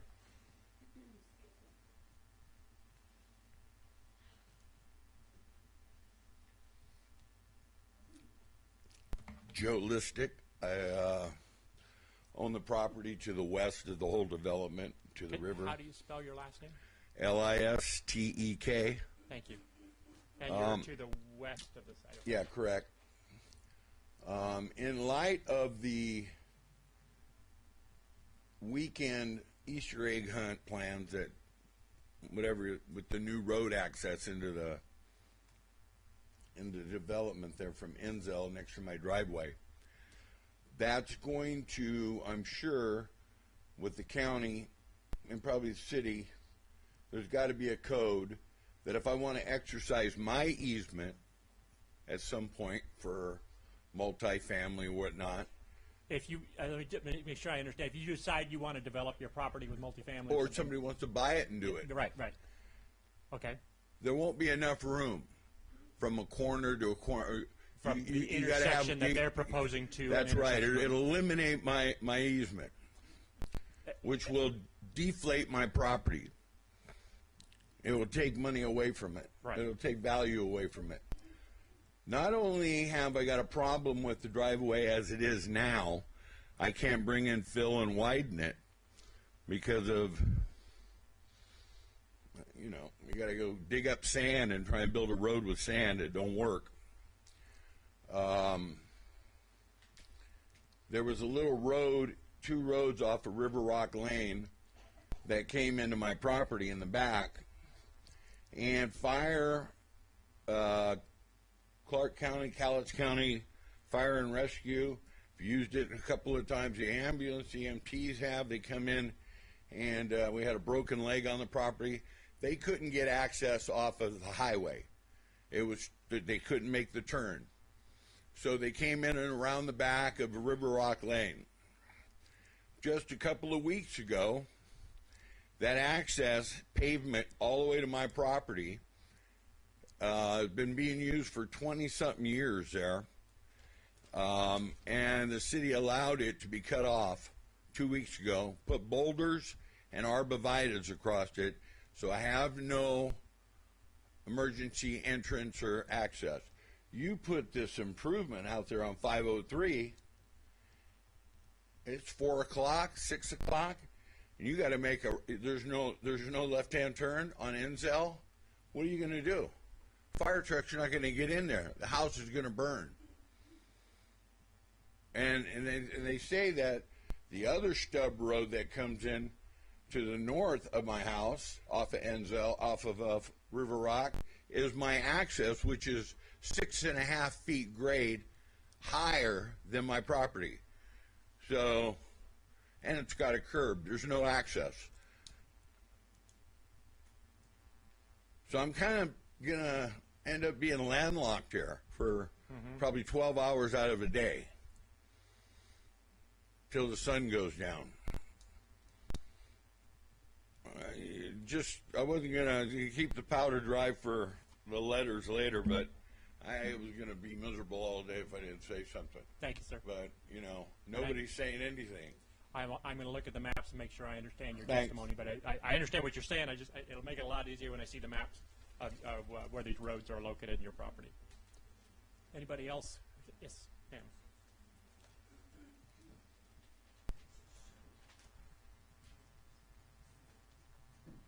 Zarina Jor, D-O-A-R. And your first name? Zarina, Z as in zebra, A-R-E-E-N-I. Thank you. So I am not directly impacted with the development of the impact. I live outside of the city limits. I'm kind of stunned that the slide that showed potential impacts did not include traffic. But that my concern is the lack of transparency.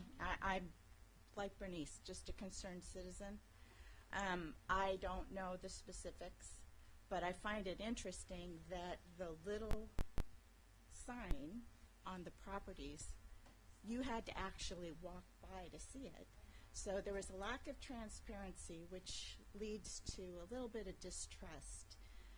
And the fact that this meeting, for this public meeting, was held at 9 a.m. on a Tuesday when the public, majority of people have to work. And on the website for the city council, this meeting says 12 o'clock noon. So that's all I have to say. Okay. There's a lack of transparency there. That's a bit of a concern, and ma'am, if you can submit a screenshot or something of that, I'd appreciate it, because I'd like to. Okay. Yeah, I'm going to hold the record open, so if you can get it to the city, that'd be great. City Council's website had that 12 o'clock? Yes. Okay.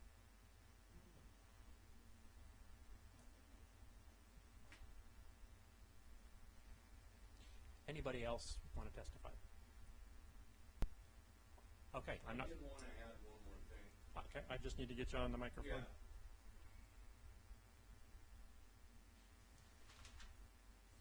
Hey, can I get your name again, sir? Yeah, Joe Listek, L-I-S-T-E-K. The new staff supplemental report, they talk about a 30-foot strip. They're calling it an easement, but I'm not so sure if I'm sharp enough. Is an easement and then bare land that's like leftover ground? An easement is a right to travel across the property. There should be a document, something generated, recorded. Yes, that's what an easement is. And then when you have a piece of land that they use for a pipeline, and there's some residual dirt left over, it's being called an easement. I'm not sure what you mean there. If it, but you mean just there's the pipeline is here, and then there's got a pipeline, space on either side. Pipeline's got 10 feet. Right. Got a buffer of 10 feet to the east and to the west, so that's the 30 easement. foot. Yeah. Then from the west 10, there's 30 feet to my property line. That I think you guys are calling it an easement, but it's just land. Okay. That borders my lot. Yes. One of my two lots. So I just want to know, is it an easement or is it just land they're going to call an easement? As you're describing it, I think it's just land. The easement is described in the meets and bounds description that's been on the recorded does that document. affect that report to be incorrect, or is that a typo? I will ask staff to address that. All right. There are some, you can see on here, there's a dotted line kind of comes through the center that there's several shorter lots in there. So it comes down the middle, north-south, and then goes east-west across the top of the park property. That's the existing easement for access. There's a pipeline easement as well. That's a separate issue. But it's my understanding they want to eliminate that north-south, east-west easement there and replace it with an access easement that aligns with their proposed trail and utility access You're that's shown talking on the about plans. that the horizontal line there? Yeah, horizontal, and there's a vertical across the top of the park. I can, easiest way to do this, let me get, point. Right here, and right here is an existing easement.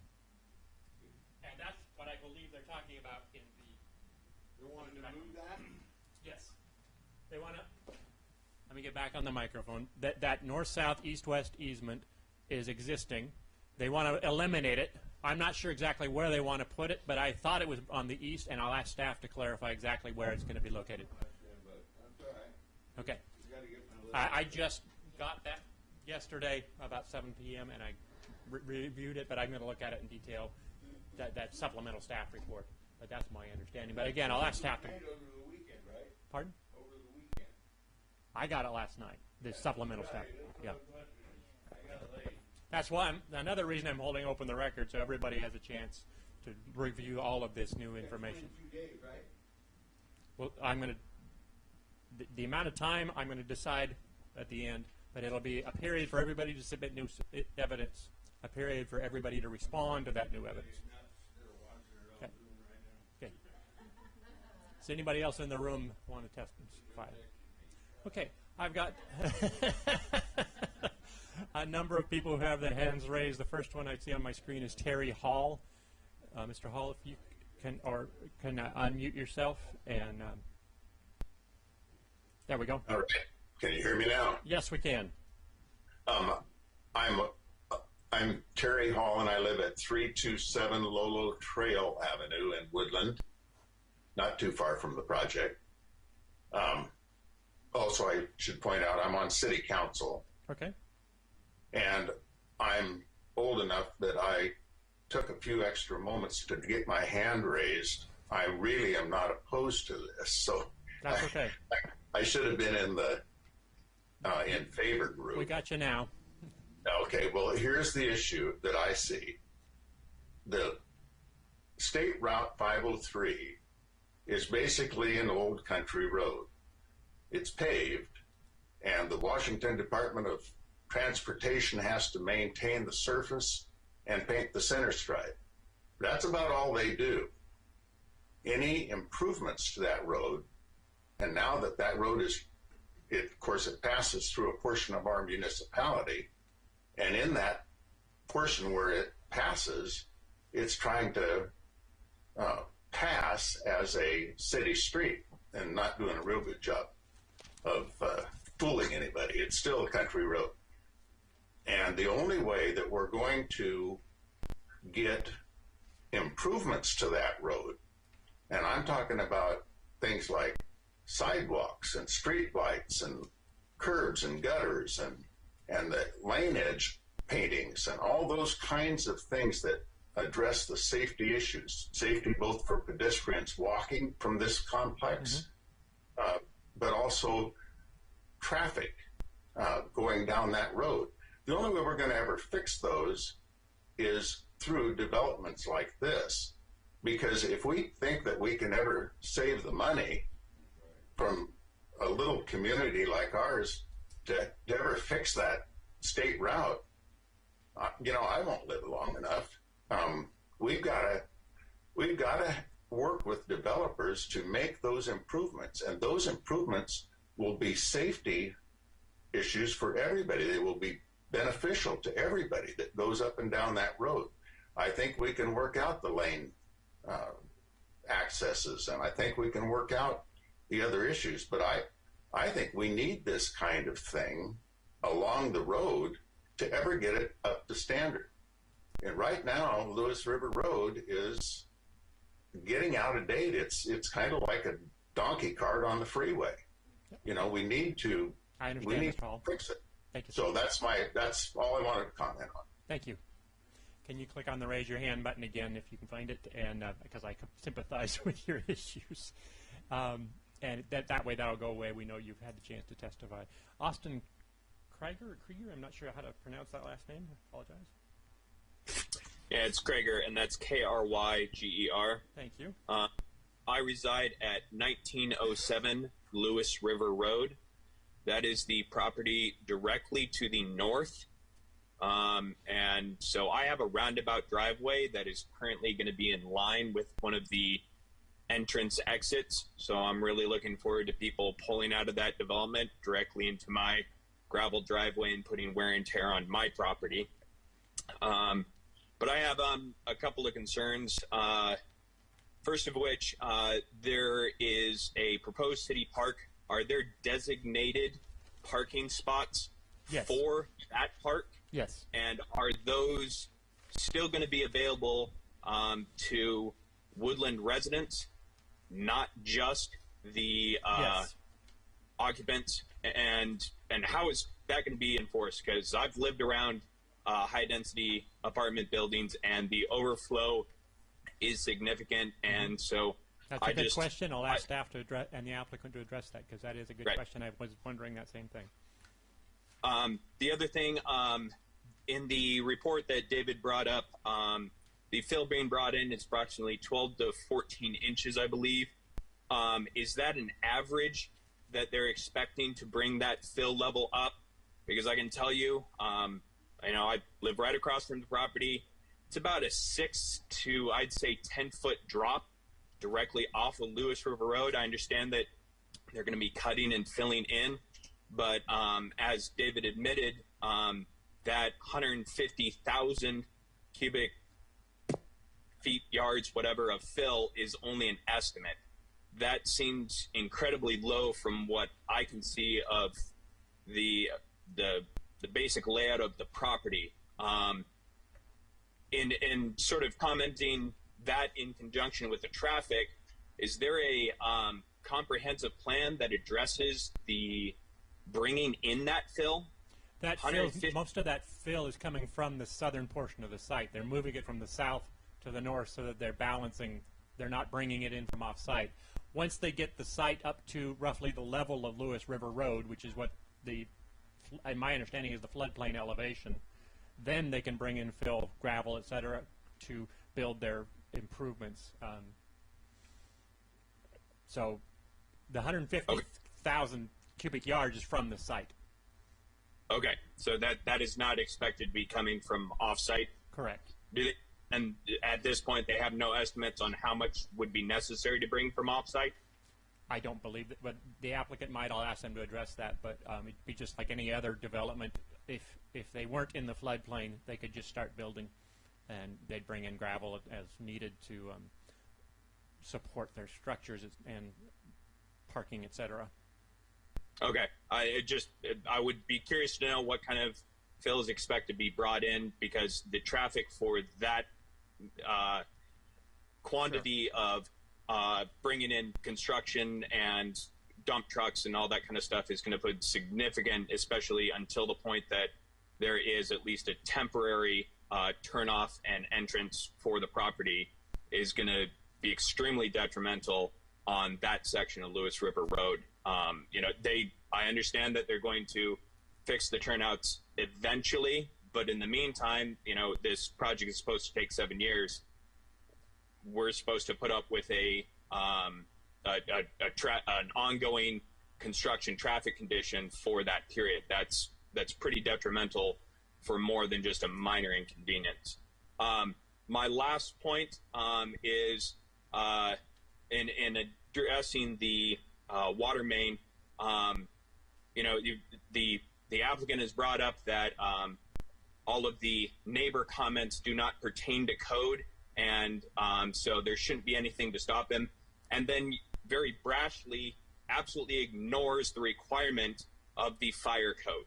And if the requirement calls for a 12-inch main, they should be required to put in a 12-inch main. It doesn't matter if it's $1 million improvement. It doesn't matter if it's a $10 million improvement. If they cannot meet the code, they should not be able to continue and move forward. And just their opinion saying it's economically. I understand, Mr. Krieger, and that's the issue is, what does the code say? That's what the applicant's arguing about, and that's something I'll have to consider, figure out, is what does the code say? What the applicant's arguing that the code doesn't require that they do this. The fire code is one thing. This section the city has cited applies to the city water providers. The city's arguing it does apply to the applicant. It's a legal issue. I'll have to address it. Okay, that was not the interpretation I heard, that it wasn't a case of them saying it doesn't apply, that it was unreasonable for it to They're apply. also arguing that it's not roughly proportional to the impact of this development, that the need for that water line is created by all development that can occur on the vacant properties in this area. And again, that's something I'll have to address, because the city has to prove that it is roughly proportional. Those are the words the Supreme Court has used to the impact of the development.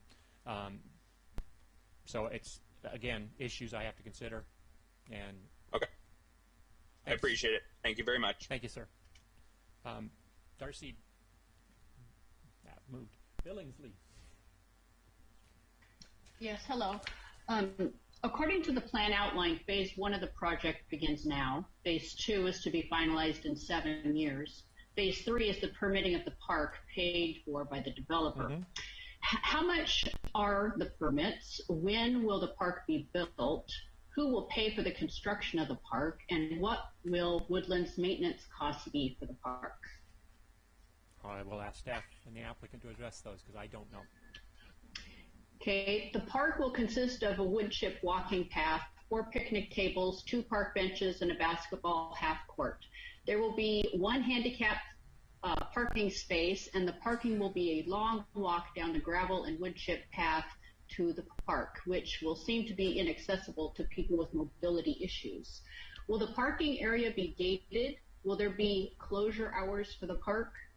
Will the apartment dwellers and their guests be prohibited from occupying the park goers' parking area? Again, I'll ask staff to address those issues. There was some discussion in the staff report that there will be hours of operation for the park. How those will be, what those specifically are, and how they will be enforced is a question for staff. Okay, thank you. I see no restroom facilities for the park. Are restrooms not a requirement for a city park? Yes, if the city may choose, if it further develops it in the future, the city may choose to put those in. But at this point, the applicant's doing this for the city. It's something they've proposed. It's unclear whether, to me, at this point, I have to look into that further, whether the applicant has to make these improvements in order to meet the shoreline standards for recreation or to meet other code standards for recreation. But I don't believe they do. I think their recreation requirements are all met on their site with their proposed development. They're proposing a pool and a clubhouse and some other a playground on the site itself that is just for the residents. These park improvements are, that's a little more.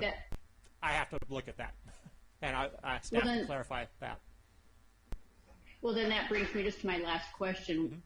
It would be this plan does seem to offer less benefit for Woodlanders in general from the installation of the park, but rather more of an amenity for the residents of the apartment complex, as I see it drawn.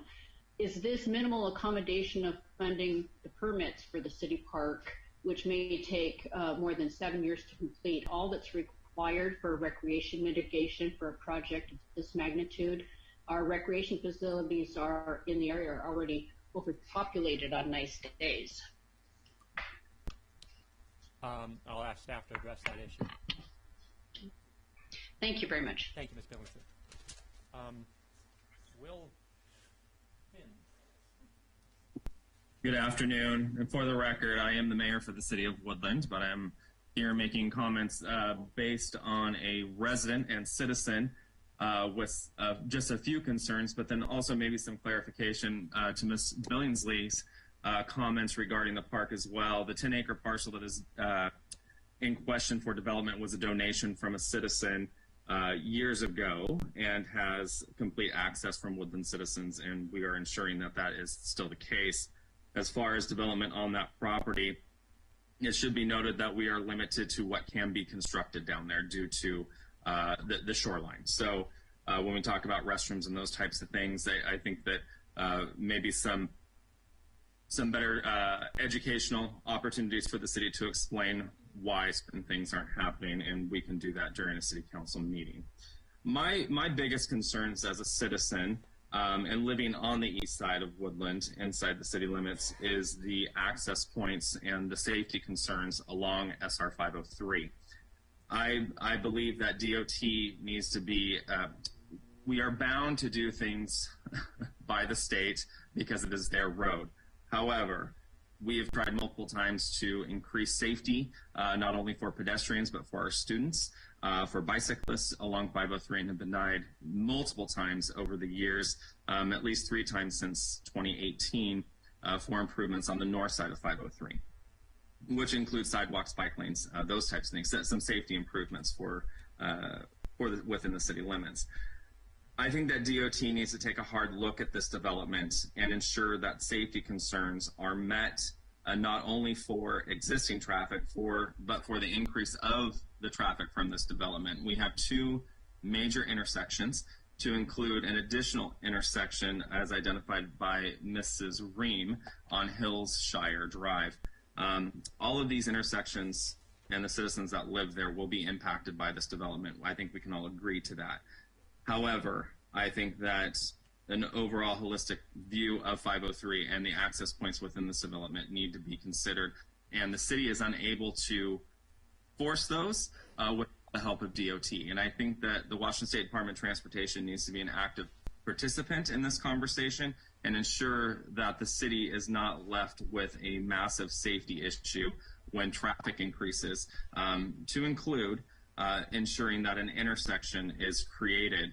And I understand the challenges with neighboring properties. However, if that is the case, I believe the developer should be required to ensure that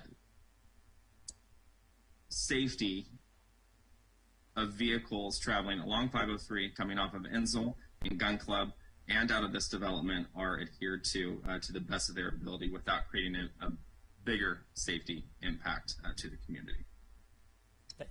Thank you, Mayor. And I had one, when you say DOT, you mean Washington Department of Transportation. You're not referring to the city's engineering department. Correct. Yeah, that's all right. That is correct. Yes, sir. Yes, sir. The city is limited on what we can do without permission. Yeah. So, or for those that grant the permission to be an active participant in this and ensure that they're not creating additional issues for us in the city. Understand. Thank you, sir. Thank you. Dylan Bass.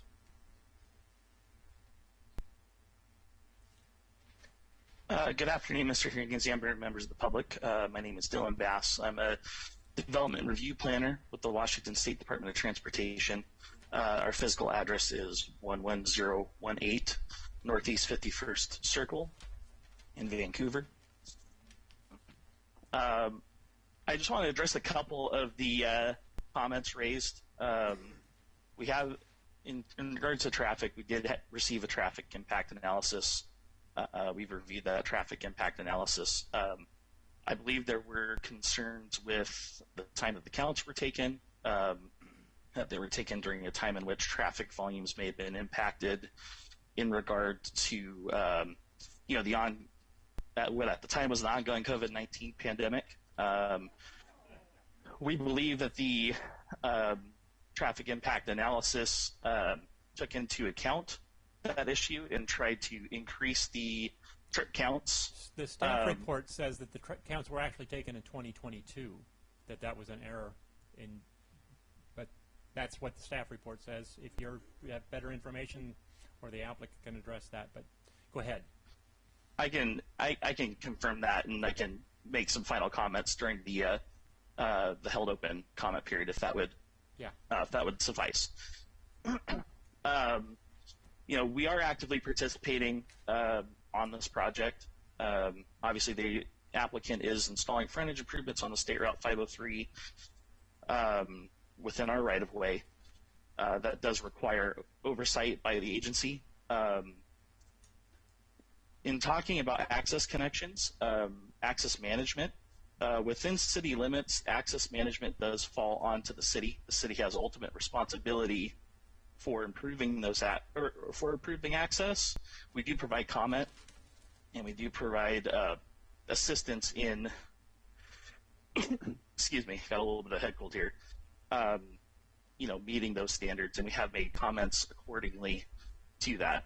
We do have some concerns with the most easterly access and how it conflicts with Gun Club Road. Shared access that's aligned with Gun Club Road might change some things. I haven't received a copy of the updated site plan, so I can't say much as to how those adjustments will affect things. I think we'll need to take a look at that and review internally and provide comment during the open comment period. All that to say, we obviously, we hear all your concerns in regards to traffic and safety, and we will try to do as much as we can in regard, while keeping in mind the fact that there are proportionality requirements that we have to meet. We can't request a developer to do more than is what is roughly proportionate to their impacts. So, yeah. With that, that concludes my comments. Thank you. Thank you. I don't see any other raised hands, but for the record, is anybody else online who wants to say anything about the application? Okay. Oh, there's one. Oh, the phone number. Yes. You'll need to unmute yourself. There's a. Hang on. There we go. You are unmuted. Thank you. Hi, my name is Whitney Raab, R-A-A-B. I live at 115 Mackenzie Road in Woodland. I'm not sure if, because I had to go off the meeting for a little while, I had put my comments in the chat. I don't know if they were read in. If not, I can put my comments in now. Yeah, why don't you go ahead and put them in now? So I was looking at the newest updates that David, and I don't know how to say his last name, but the associate planner had sent me by email last night, and there were some conflicting pieces from what was in there, some of which have already been addressed. But one of the things that was mentioned was that they can't require developers to put in a park, which according to the park plan that I looked at last night, that's not true on the growth management act for our city parks. And it says that the city can require developers to create public parks, not private parks, as every one of the developments so far has done. And my question, and it said park land dedication or fee in lieu of land dedication, impact mitigation through SEPA. Under state code, cities can require subdivision developers to dedicate land for park use. Under the revised Code of Washington, Chapter 82.02, a developer can voluntarily submit a fee instead of land dedication under the SEPA if a development, e.g. an apartment complex, will have an impact on the park system that can be demonstrated. The city can require the developer to provide mitigation such as land dedication, park improvement, or fees. The city, following their own goals for their growth management for the parks, they have not met their guidelines, which was to have at least 2 new parks that were public by 2020. As well, in the requirements, my question is for the park's impact fee. I believe it was an amount of $293,000 and change, and I'm hoping that this little path area that only able people can use realistically is not in lieu of the $293,000 in park impact fees. My next point is that the Washington DOT stated that the west entrance needed to align with Insel Road. Mm-hmm. There's confusion in the packet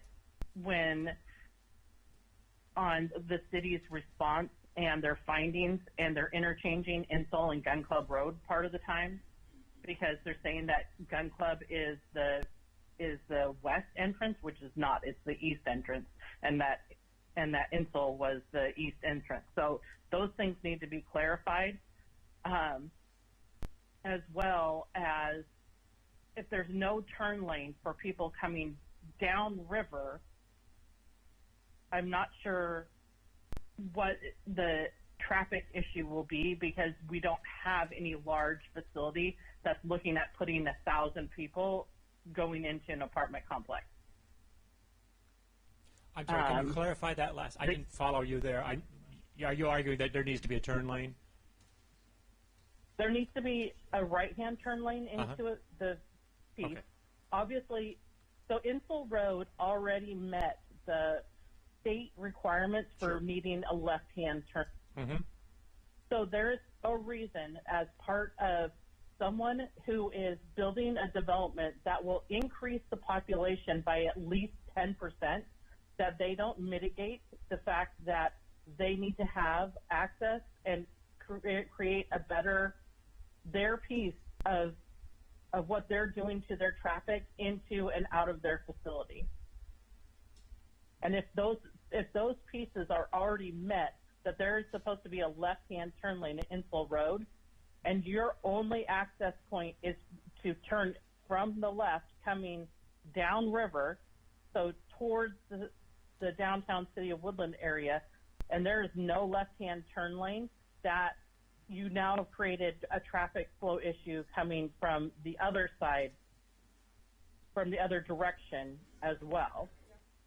So for me, if you're going to create issues, you should also have to solve the issues. Sure. And it is a public safety issue. It's that road, that stretch between, well, where Hillshire Drive went in and Misty has went in, has been a traffic accident nightmare for years. I was on the fire department for 23 years. There have been people trying to cross that road by bicycles, by walking, that have been hit by cars. There's now a left-hand turn lane, so if someone tries to walk across from Gun Club Road and there's a parked car in the left-hand turn lane at Gun Club Road, no one traveling eastbound will see that person on a bicycle or walking, and nor will the traffic be able to see that there's people out there. So it's an existing issue, but it's going to be created even more because in the report on the findings from the City of Woodland, their plan for any extra cars that don't fit in the apartment building is to go onto existing residential roads. There are no existing residential roads on that side of the river other than River Rock Lane. Yep. So there is not a crosswalk after you have the roundabout. Yep, I understand. There's no cross. So you're asking people to park on Gun Club Road, which there is not parking on Gun Club Road. It's not wide enough. Without a crosswalk, you're asking people with small children, families, elderly, to cross Lewis River Road, which is a state highway. I understand, Ms. Rabb. I follow your your concern. Okay. So I would like to see there be findings for construction hours to be based on non-school traffic times, as far as when the construction vehicles are going in and out, unless they have parking on site for those vehicles. Because even just when they're trimming trees by Ashland, you get traffic backed up onto the freeway and 1 to 2 miles upriver. The city can address construction traffic, will address construction traffic. They'll have to prepare a construction plan showing where they're going to park these construction vehicles, whether and when they'll need flaggers. The city may require that they not use flaggers during peak hours, rush hour, or school hours for just that reason. So that's something the city can address through its review of the transportation. There's a word for it, I can't remember. But anyway, when they review the construction traffic plan, the city can address those issues. But those are very reasonable And as issues. well, with the TIA that was done, I would also like to know, because I can't remember because it's 177 pages long for just the findings, if the TIA was done during summertime or if it was while school was in session, because that makes a huge difference of what your traffic flow is. Okay. So I know this has been slightly addressed, but I'm coming at it from a different angle. I'm looking at it from the emergency side. But the landslide yesterday on I-5 yesterday should be a clear example of why building without infrastructure is causing detriment to the community. The adage of if the city allows the builds, then they can provide infrastructure has not been true. When all of the homes off of Gun Club and Insel pre-1980 were built, or post-1980 were built, with hundreds and hundreds of homes, nothing has been done to create roads to relieve traffic or to make safe passage for emergency vehicles. There has been no new east-west arterials since Woodland has been established. Woodland city population has doubled, almost tripled in size over the last 30 years without infrastructure and without planning for utilities either. And according to Tracy Coleman, the Public Works Director, the city is already over capacity for their sewer system. We're having to truck sewage. These And are issues that we're the looking applicant's at going to have adding- to address to the extent that they apply to directly to this development. A lot of these issues are broader issues that have to be addressed by the city council and through other. So I understand those concerns, but again, my jurisdiction is limited to this proposal. Right. Rather. But this contributes to it when you're increasing the population by 10% or more. I understand. And with the already approved developments and this proposed development, Woodland will have reached or surpassed their 2048 projected population. Okay, but that's not something I can deny. The city may need to update its plans to address that, but it's not some. I can't deny this application just because it's going to create more population than the plans considered. If it meets, if it However, doesn't. Go ahead. It does cause like issues with the ability for emergency vehicles. And that's to something that is reach relevant and what will be addressed. But just increase in population isn't something. Yeah. And I think that's all I have. Thank you, Ms. Rabin. Is there anyone else Thank you. who wants to testify? Looks like there we go. Ms. Rabb, if you can, was it star 9 to lower her hand? Ms. Rabb, if you can lower your hand. There we go. Mike Rosenbaum? Mike Rosenbaum, Rosenbalm.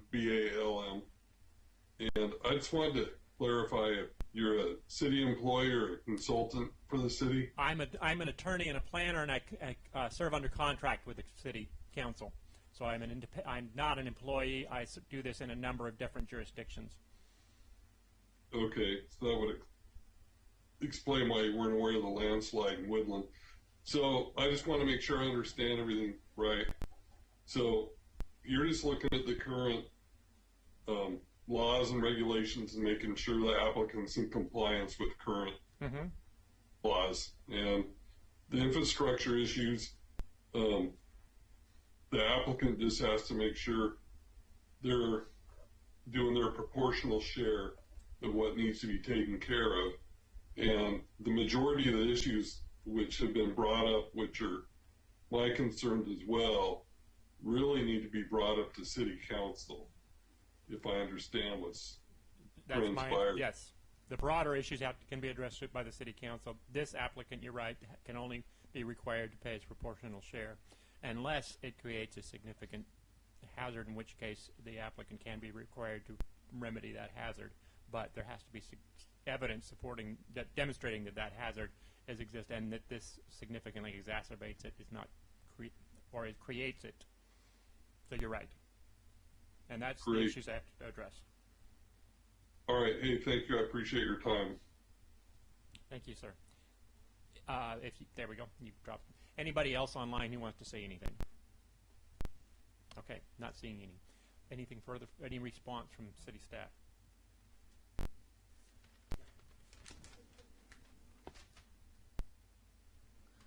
So I would just Can I get your name for the record? Yes, I apologize. Tracy Coleman, Public Works Director, City of Woodland.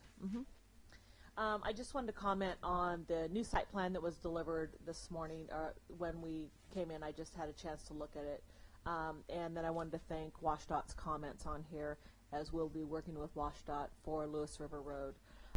One of the things that I want to ensure the citizens who have come here for public testimony, that nothing has been approved as far as the turn in and out of the complex as of this time. We are still working on that. Part of this hearing is to hear your concerns, and we'll be working with WashDOT in regards to what we think is reasonable for them to construct.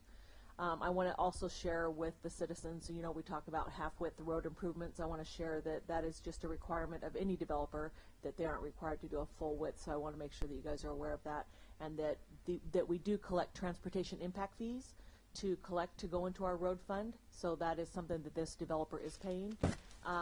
They aren't waiving any of their park impact fees, transportation impact fees, school fees, or anything. Those are all being paid as part of this development. But one of the things I want to address is that we are very aware of the need and the concern on Insel and Gun Club Road and the stacking pattern on Lewis River Road. And with this new site plan that they've delivered to us, that they have some good improvements that are on the site plan, with some right-in only and right turn only and only one left entrance. But I do still have a small concern for having a center turn lane to be able to excel on Lewis River Road, which is in between Insel and Gun Club. One of the things that we'd like to see, and I know there are right-of-way issues, and so they are restricted by these right-of-way issues if they aren't able to obtain them, is we'd like to see the right turn only to go into the complex, so it doesn't have a stacking pattern on Lewis River Road. And we also would like to see a left-hand turn lane on Insel Road, because while it doesn't seem to be an impact as far as their citizens turning, it is an impact as far as stacking pattern for the additional traffic on Lewis River Road. So we'd like to see them get out of that stacking pattern on Lewis River Road and be able to get those cars off of Lewis River Road to turn left on Insel, to turn right into the complex, and then traffic can keep on flowing straight down Lewis River Road. So we'd like to see both that left-hand turn lane and a right-hand turn lane. But we do realize there are restrictions with right-of-way. If we can't obtain the right-of-way easement from surrounding property owners, there's nothing that we would be able to do in that case. So that's one of the things I wanted to address in regards to transportation. Can I continue on for parks? Okay, I want to talk a little bit about parks. One of the developer did come to us in regards to the development of the park, including that they are meeting all their requirements for their parks for on-site. They did come to us to want to help develop the site that is city-owned, that hasn't been developed for years. It was land that was donated to the city, and we encourage them to do that. Somebody have their phone on? Okay. Sorry. Anyway, we will be collecting park impact fees. They asked for us to waive those park impact fees for the development of that, and we stated no, and so we are not waiving that fee, and they've agreed to pay the park impact fee. So that is something that we'll be utilizing for our new development of parks, and we can use that park impact fee to help develop the park that's behind the apartment complex. But what I did want to share is that I do have a concern with the ADA accessibility, because all of our parks within the city are supposed to be built to date for ADA accessibility, and since we're in that area that they're saying you have to use natural materials, wood chips and so on, we were going to ask for asphalt to do a variance on that and see if we can get a variance to have an asphalt path for ADA accessibility. We know that there's additional steps involved in that, but we also are just asking them to be able to go ahead and give us access to that park so we can go in and maintain that park for garbage, so on and so forth. There is also an overgrown obnoxious weed that we've been in contact with the obnoxious weed board for Scotch broom that's in that area that needs to be cleaned up. And then we have some cottonwoods, which we all know are a very shallow rooted tree and a pretty weak wooded tree. And so we'd ask for some of that to be cleaned up in the meantime. So we do have the city's concern at hand when we're thinking about this development. It is not a requirement of this developer to develop any part of that park in the backside. They are volunteering to do that.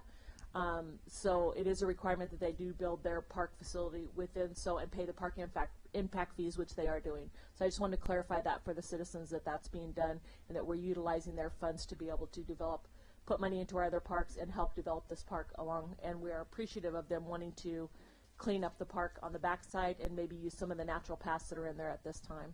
So I want to talk about that, and I think that's all that I had at this time. Thank you. Mr. Goddard.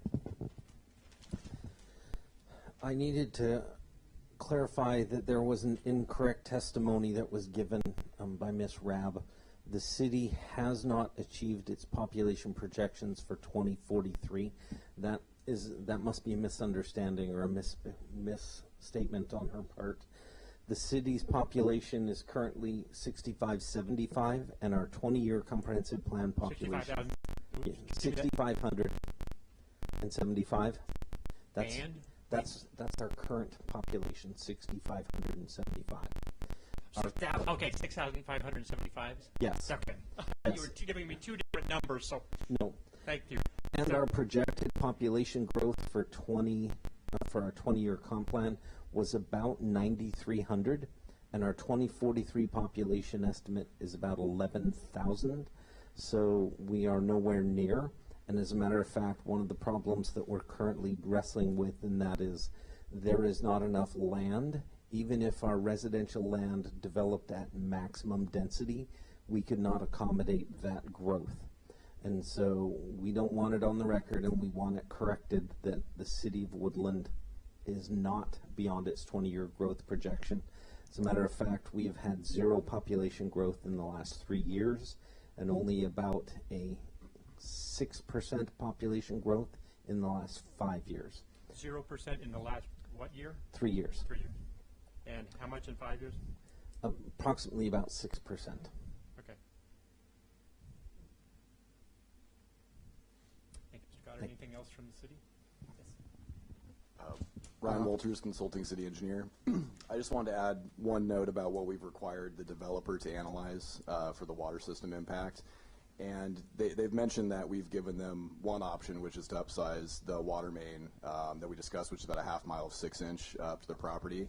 But what we've recently discussed between the developer and the developer's engineer is for them to provide analysis with alternatives for water system improvements that could be installed that would solve the problem for their site.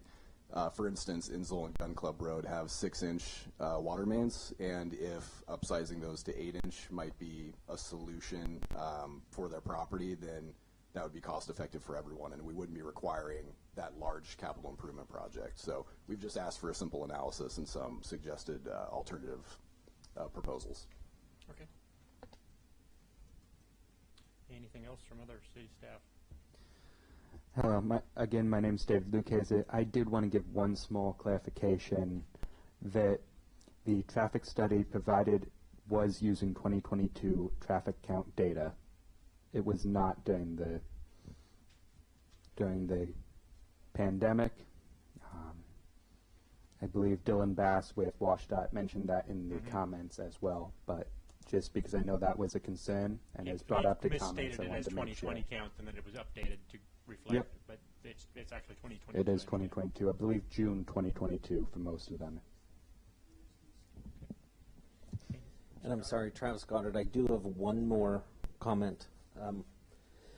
The issue of the park, it is actually located in the floodway. And the floodway can be limited to storage, parking, and access. What do you mean by storage?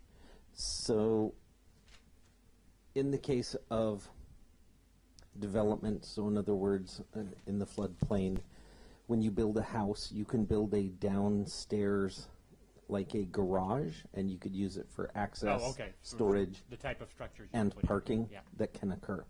The problem is that that park is in the floodway, and you cannot build structures in the.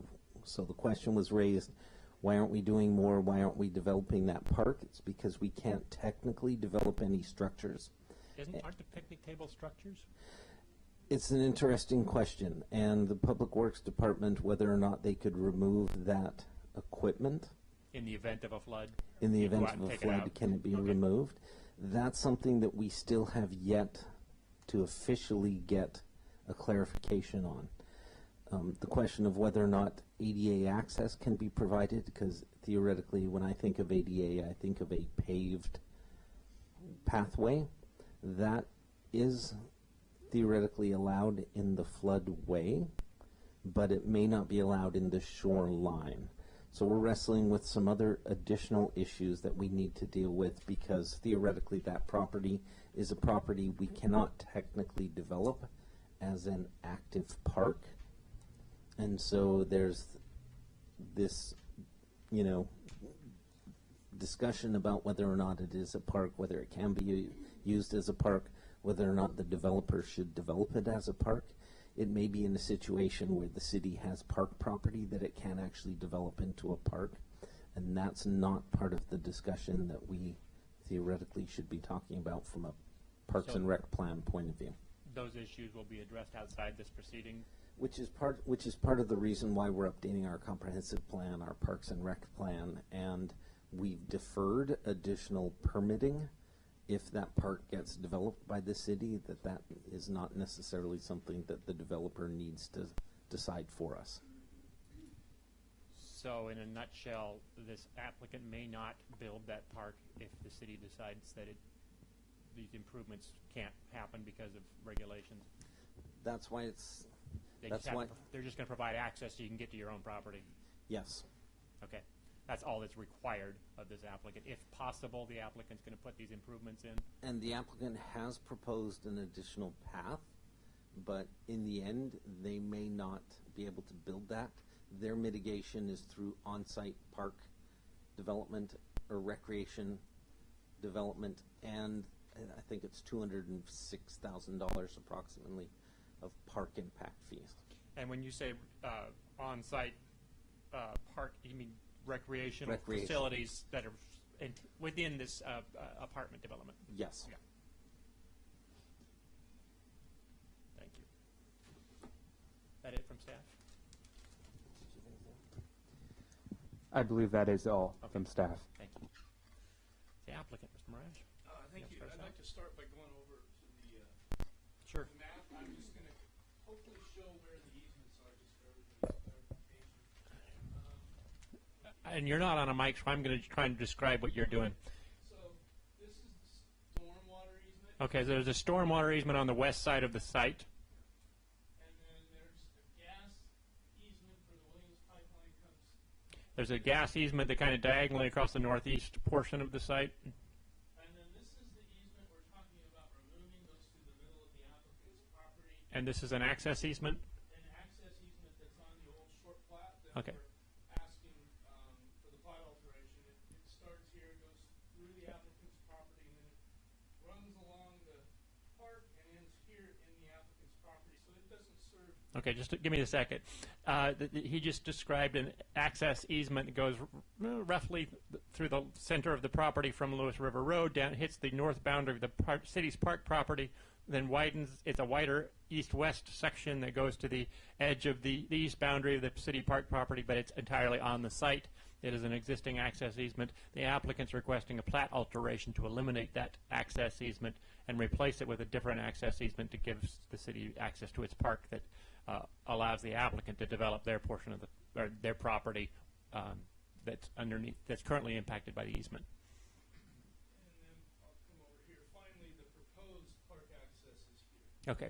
The applicant's proposing a park access easement on the far east side of the site going north-south from Lewis River Road down to aligned roughly with the middle of the park property, and then going east-west to hit the park property, continue it wouldn't be an easement, it would be the chip path would continue through the park property, and then I assume there's an easement continuing west on the west portion of your site, west of the park property? Yes, that's correct. Okay, so that's what they're proposing. They're proposing to make it an easement, to file a document, to eliminate that center one, make that go away, and give the city a new one, which would be a recorded document. So that would be the Inzel Road entrance traffic and the park. So I can't take testimony from the audience if you want to submit that in writing during the open record, but that's what they're proposing, that park access. So yes, park traffic would use that access. No, I don't believe it would be in Inzel. I think the parking is on the eastern portion of the site, but the applicant could clarify that either now or in the open record. That is correct. The park access is on the eastern portion, so it would not be Inslide. Is that Gun Club? It's Gun Club. Yeah. So I think mostly we're going to respond in writing. I assume the record will be held open for probably longer than 7 days, and I think most of the comments are more of a nature that a written response is probably better than me trying to go through everything here. I did want to respond briefly to the fire issue. The Josh Taylor, the fire marshal, raised a question about the drive aisles needing to meet fire access road standards because of their height. And I've reviewed the fire code. I believe it's Appendix D, Section D 105.1, I think is the appropriate standard. And what I read there was, and we'll respond to this in writing as well through our engineers, but what I read was that the requirement is if the distance from grade to where the ladder hits the roof is more than 30 feet, then, or 30 feet or more, then that's when you need to meet the 26-foot access road standard, and I believe we're planning to make that distance less than 30 feet so that that standard would not apply. But we'll have our engineers in writing submit that. But I wanted to just raise that at the hearing, that's our plan at this point. And when you do that, can you give me a copy of that code section? Yeah. Yeah, we'll try to do that. Those are sometimes hard to copy. I hopefully our engineers can. Sometimes I can't screenshot it. If yeah, because they won't. It's copyrighted, so it's weird because it's copyrighted, so they won't let you copy it sometimes. But it's a city code, so you'd think you have a right to copy it. But because the city adopts it by reference, you've got to go to the the commission that puts these codes together. But we'll figure out some way to get you a copy. And then on the fire flow issue, I mean, again, I think all parties will probably address this in more detail. But what I heard was the fire marshal said that the applicable provisions were in Chapter 5 of the Fire Code, Appendixes B, C, and D, and we believe we meet that. And our engineer has submitted a report, and we'll submit another one that's more detailed. And then I heard the city's engineer testify that he thought that the existing situation was adequate pressure. He was concerned about the future, but the reason why they raised the issue was because this was the only developable parcel that fronted a part of this capital improvement project, this half-mile long 6-inch pipe. But that's not a legal standard to enforce a requirement on the applicant. There's got to be some impact that the applicant is creating before they can require the applicant to construct a project that just happens to be on the capital improvement program. And so we don't, regardless of whether there's, other projects that the applicant could do that might cost less than $1 million and wouldn't be, a half a mile of upgrading a water pipe from 6 to 12 inches, we don't think there's anything to be done at this point because we've shown adequate compliance with the relevant fire codes. Finally, I wanted to address the capital improvement project itself. It's CIP-WM4, and if you look at the capital improvement plan, and I think this is also in the March 29 email I mentioned, it says that the purpose of CIP-WM4 is twofold. One is to improve fire flow availability along Lewis Road, but it's also to improve transmission capacity to the northeast area of the water system, which is quite a bit further, I think, to the north and east of this property. It's a whole area. And so because it's providing capacity improvements for that area, there would be an additional chance for the city to look at whether or not some application triggers it by when redevelopment or development applications in the area that's getting capacity improvements are coming online. So I don't know that it's correct that this is the last development project that could possibly chip in for this project. And in any event, since it is a project that affects an entire area, it's really not fair to say one applicant, you have to build this project because you happen to front part of it. It just doesn't make sense, and we'll address it more in writing. But I wanted to get those points on the record, and unless there's questions, I think we'll respond to the other issues in writing. How long do you want me to hold the record open to submit additional evidence? Because there's a number of issues you want to discuss with the city, and I'm thinking at least 2 weeks for initial, and then a week for rebuttal, and a week for final legal argument. I'm happy to give you everybody that time. I do see one raised hand. I'm not going to take further testimony from the public at this point. You can submit your testimony in writing, but I am going to hold the record open.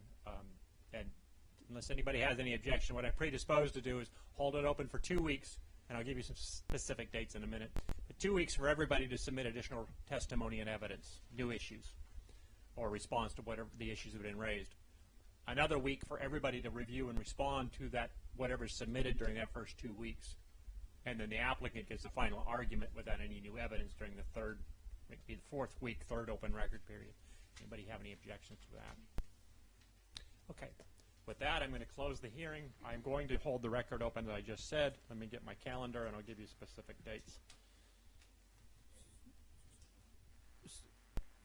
Did the city, does things have to be received by 5 p.m. or earlier?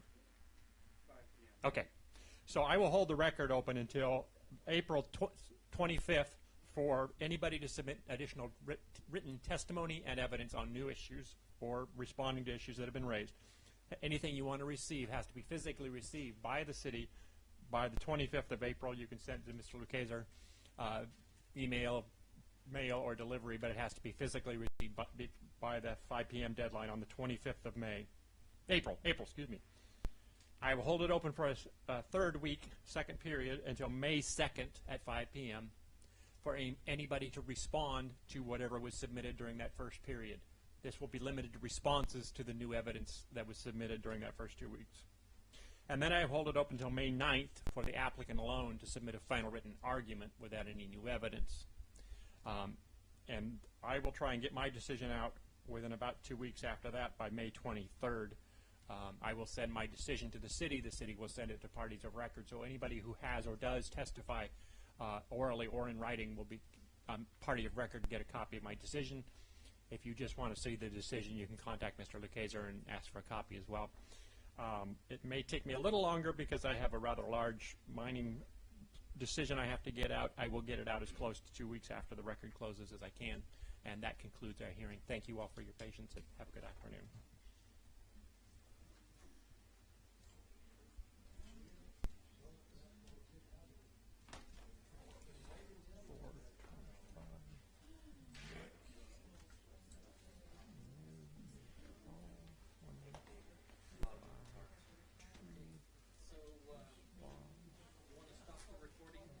Oh, me, yes, thank you.